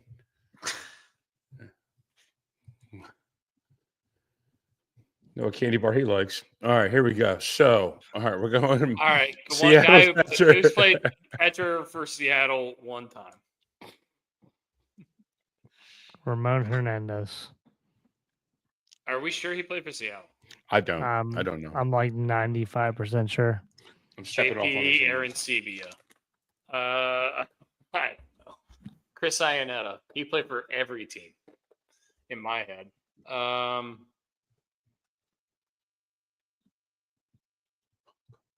Seattle. Catcher. Ramon Hernandez. You know he played for them. If you know it, then we're going with it. Don't let us down, I've been Brooks. burned by you before. I'm going to go with Ramon. You know he played for we've all been burned by all of us. Yeah. It's true. I'm just saying, have we exhausted all efforts? I feel pretty confident. I feel pretty confident in Ramon Hernandez. Where's Barletta when you need him? I feel that confident. Alexa's starting to pick up on what I'm saying. She sounds hot. Mm-hmm. She's not. She's got a great voice, though. It's like a bulb. Ramon, is it you? It's me. Hi, I'm the problem. It's me. Cal Raleigh. Do you think he's ever played catcher for the Seattle Mariners? Raul Ibanez. For top left? Raul Ibanez didn't play catcher. Pigtown. Zach said Raul Ibanez. Did he catch that one game in his career specifically for Seattle? No, I trust Pigtown. No. Mets and Blue Jays. No. He said he caught one specifically. He caught one game in his career. Oh, yeah, I see that. But he needs to have caught it for Seattle, because if he didn't catch it for Seattle, then it doesn't matter. Can you guys make a commitment? Just pick a goddamn block and put it in. Pigtown knows his shit. I'm asking Pigtown. He said type in Ibanez. If he caught a game for the Mets and he played for Seattle, then it doesn't matter. God damn you! Pick one. For Seattle, he said type in Ibanez. All right, I'm typing it in. All right. It's like dealing with a drunk woman at a bar. 0.3%. That's crazy. God, and great flavor saver. Raul Ibanez caught a game for the Mariners. How? How did he get the pads? This is the craziest. This is the craziest fucking grid we've ever had. Our biggest hit was fucking Brett Boone at 3%.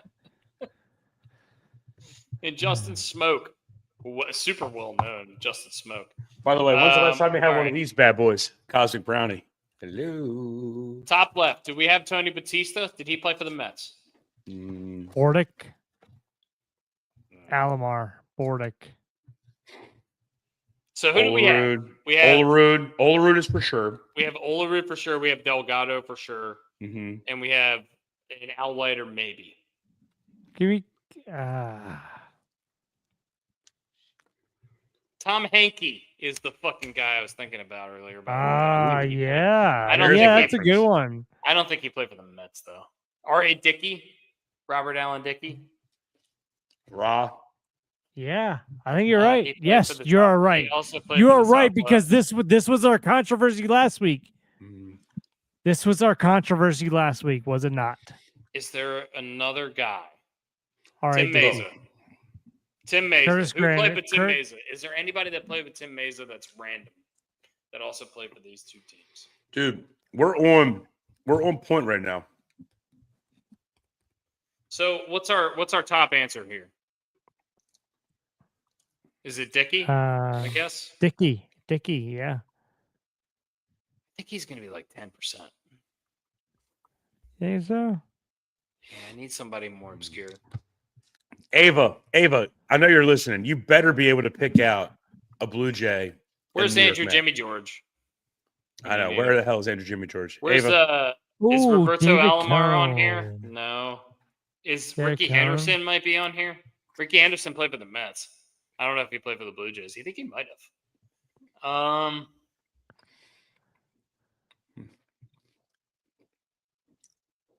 He played for both, for sure. For sure. You like Ricky Henderson? He's going to be too known. You think so? Yeah. More known than R.A. Dickey? No, I'm R.A. Dickey for sure. I'm going. I feel like R.A. Dickey is hot. I'm going Rod Dickey. All right, let's go. If it's 2 against 1, we're going to go R.A. Dickey. I'm going to go R.A. Dickey is going to be a little bit higher than we want. 12%. Oh, that ties our best of all time. That's ties our best here. Can you show me that? Give me the top left box. Take a screenshot. Take a screenshot of that. Top left box of this one. Take a screenshot of just the page. Come on. Yeah. So we know who we picked in this. All right, we have picked. These are the guys we have picked. The best top answer for top left is Max Scherzer, who's tied with R.A. Dickey for the top spot. Wow, I didn't even think of Max Scherzer as a top left potential guy. We're gonna. He's the most recent, so that makes sense. I'm gonna change it to the other tab where it shows you which guy. Sorry. Here we go. Sorry.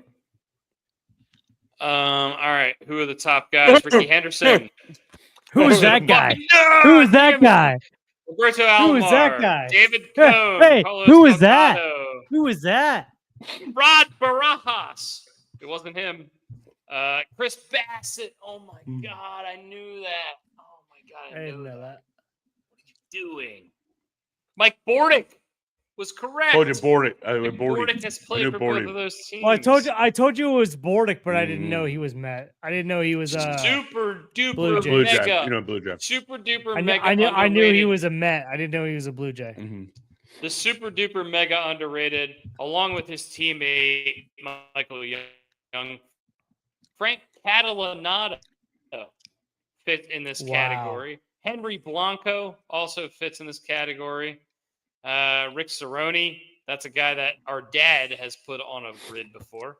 Octavio Dotel is a guy that I forgot existed until just. I might get Rick Cerrone tattooed on my left ass cheek.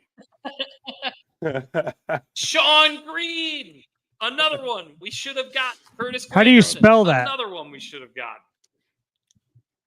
SHAUN. Which Sean Green? Which Sean Green is it? Sean Figgins. That's what I'm thinking. Oh wait, Sean Figgins. Sean Figgins. All right, I'm getting out of here. But I got to say something before we go. Lee Mazzilli, by the way, and Al Leiter was right. God damn. And Juan Samuel. Of course. Fuck him. And Daniel Vogelbach and Mookie Wilson and Tom Wilson. I'm hungry. I gotta go to bed. Right. I'm hungry.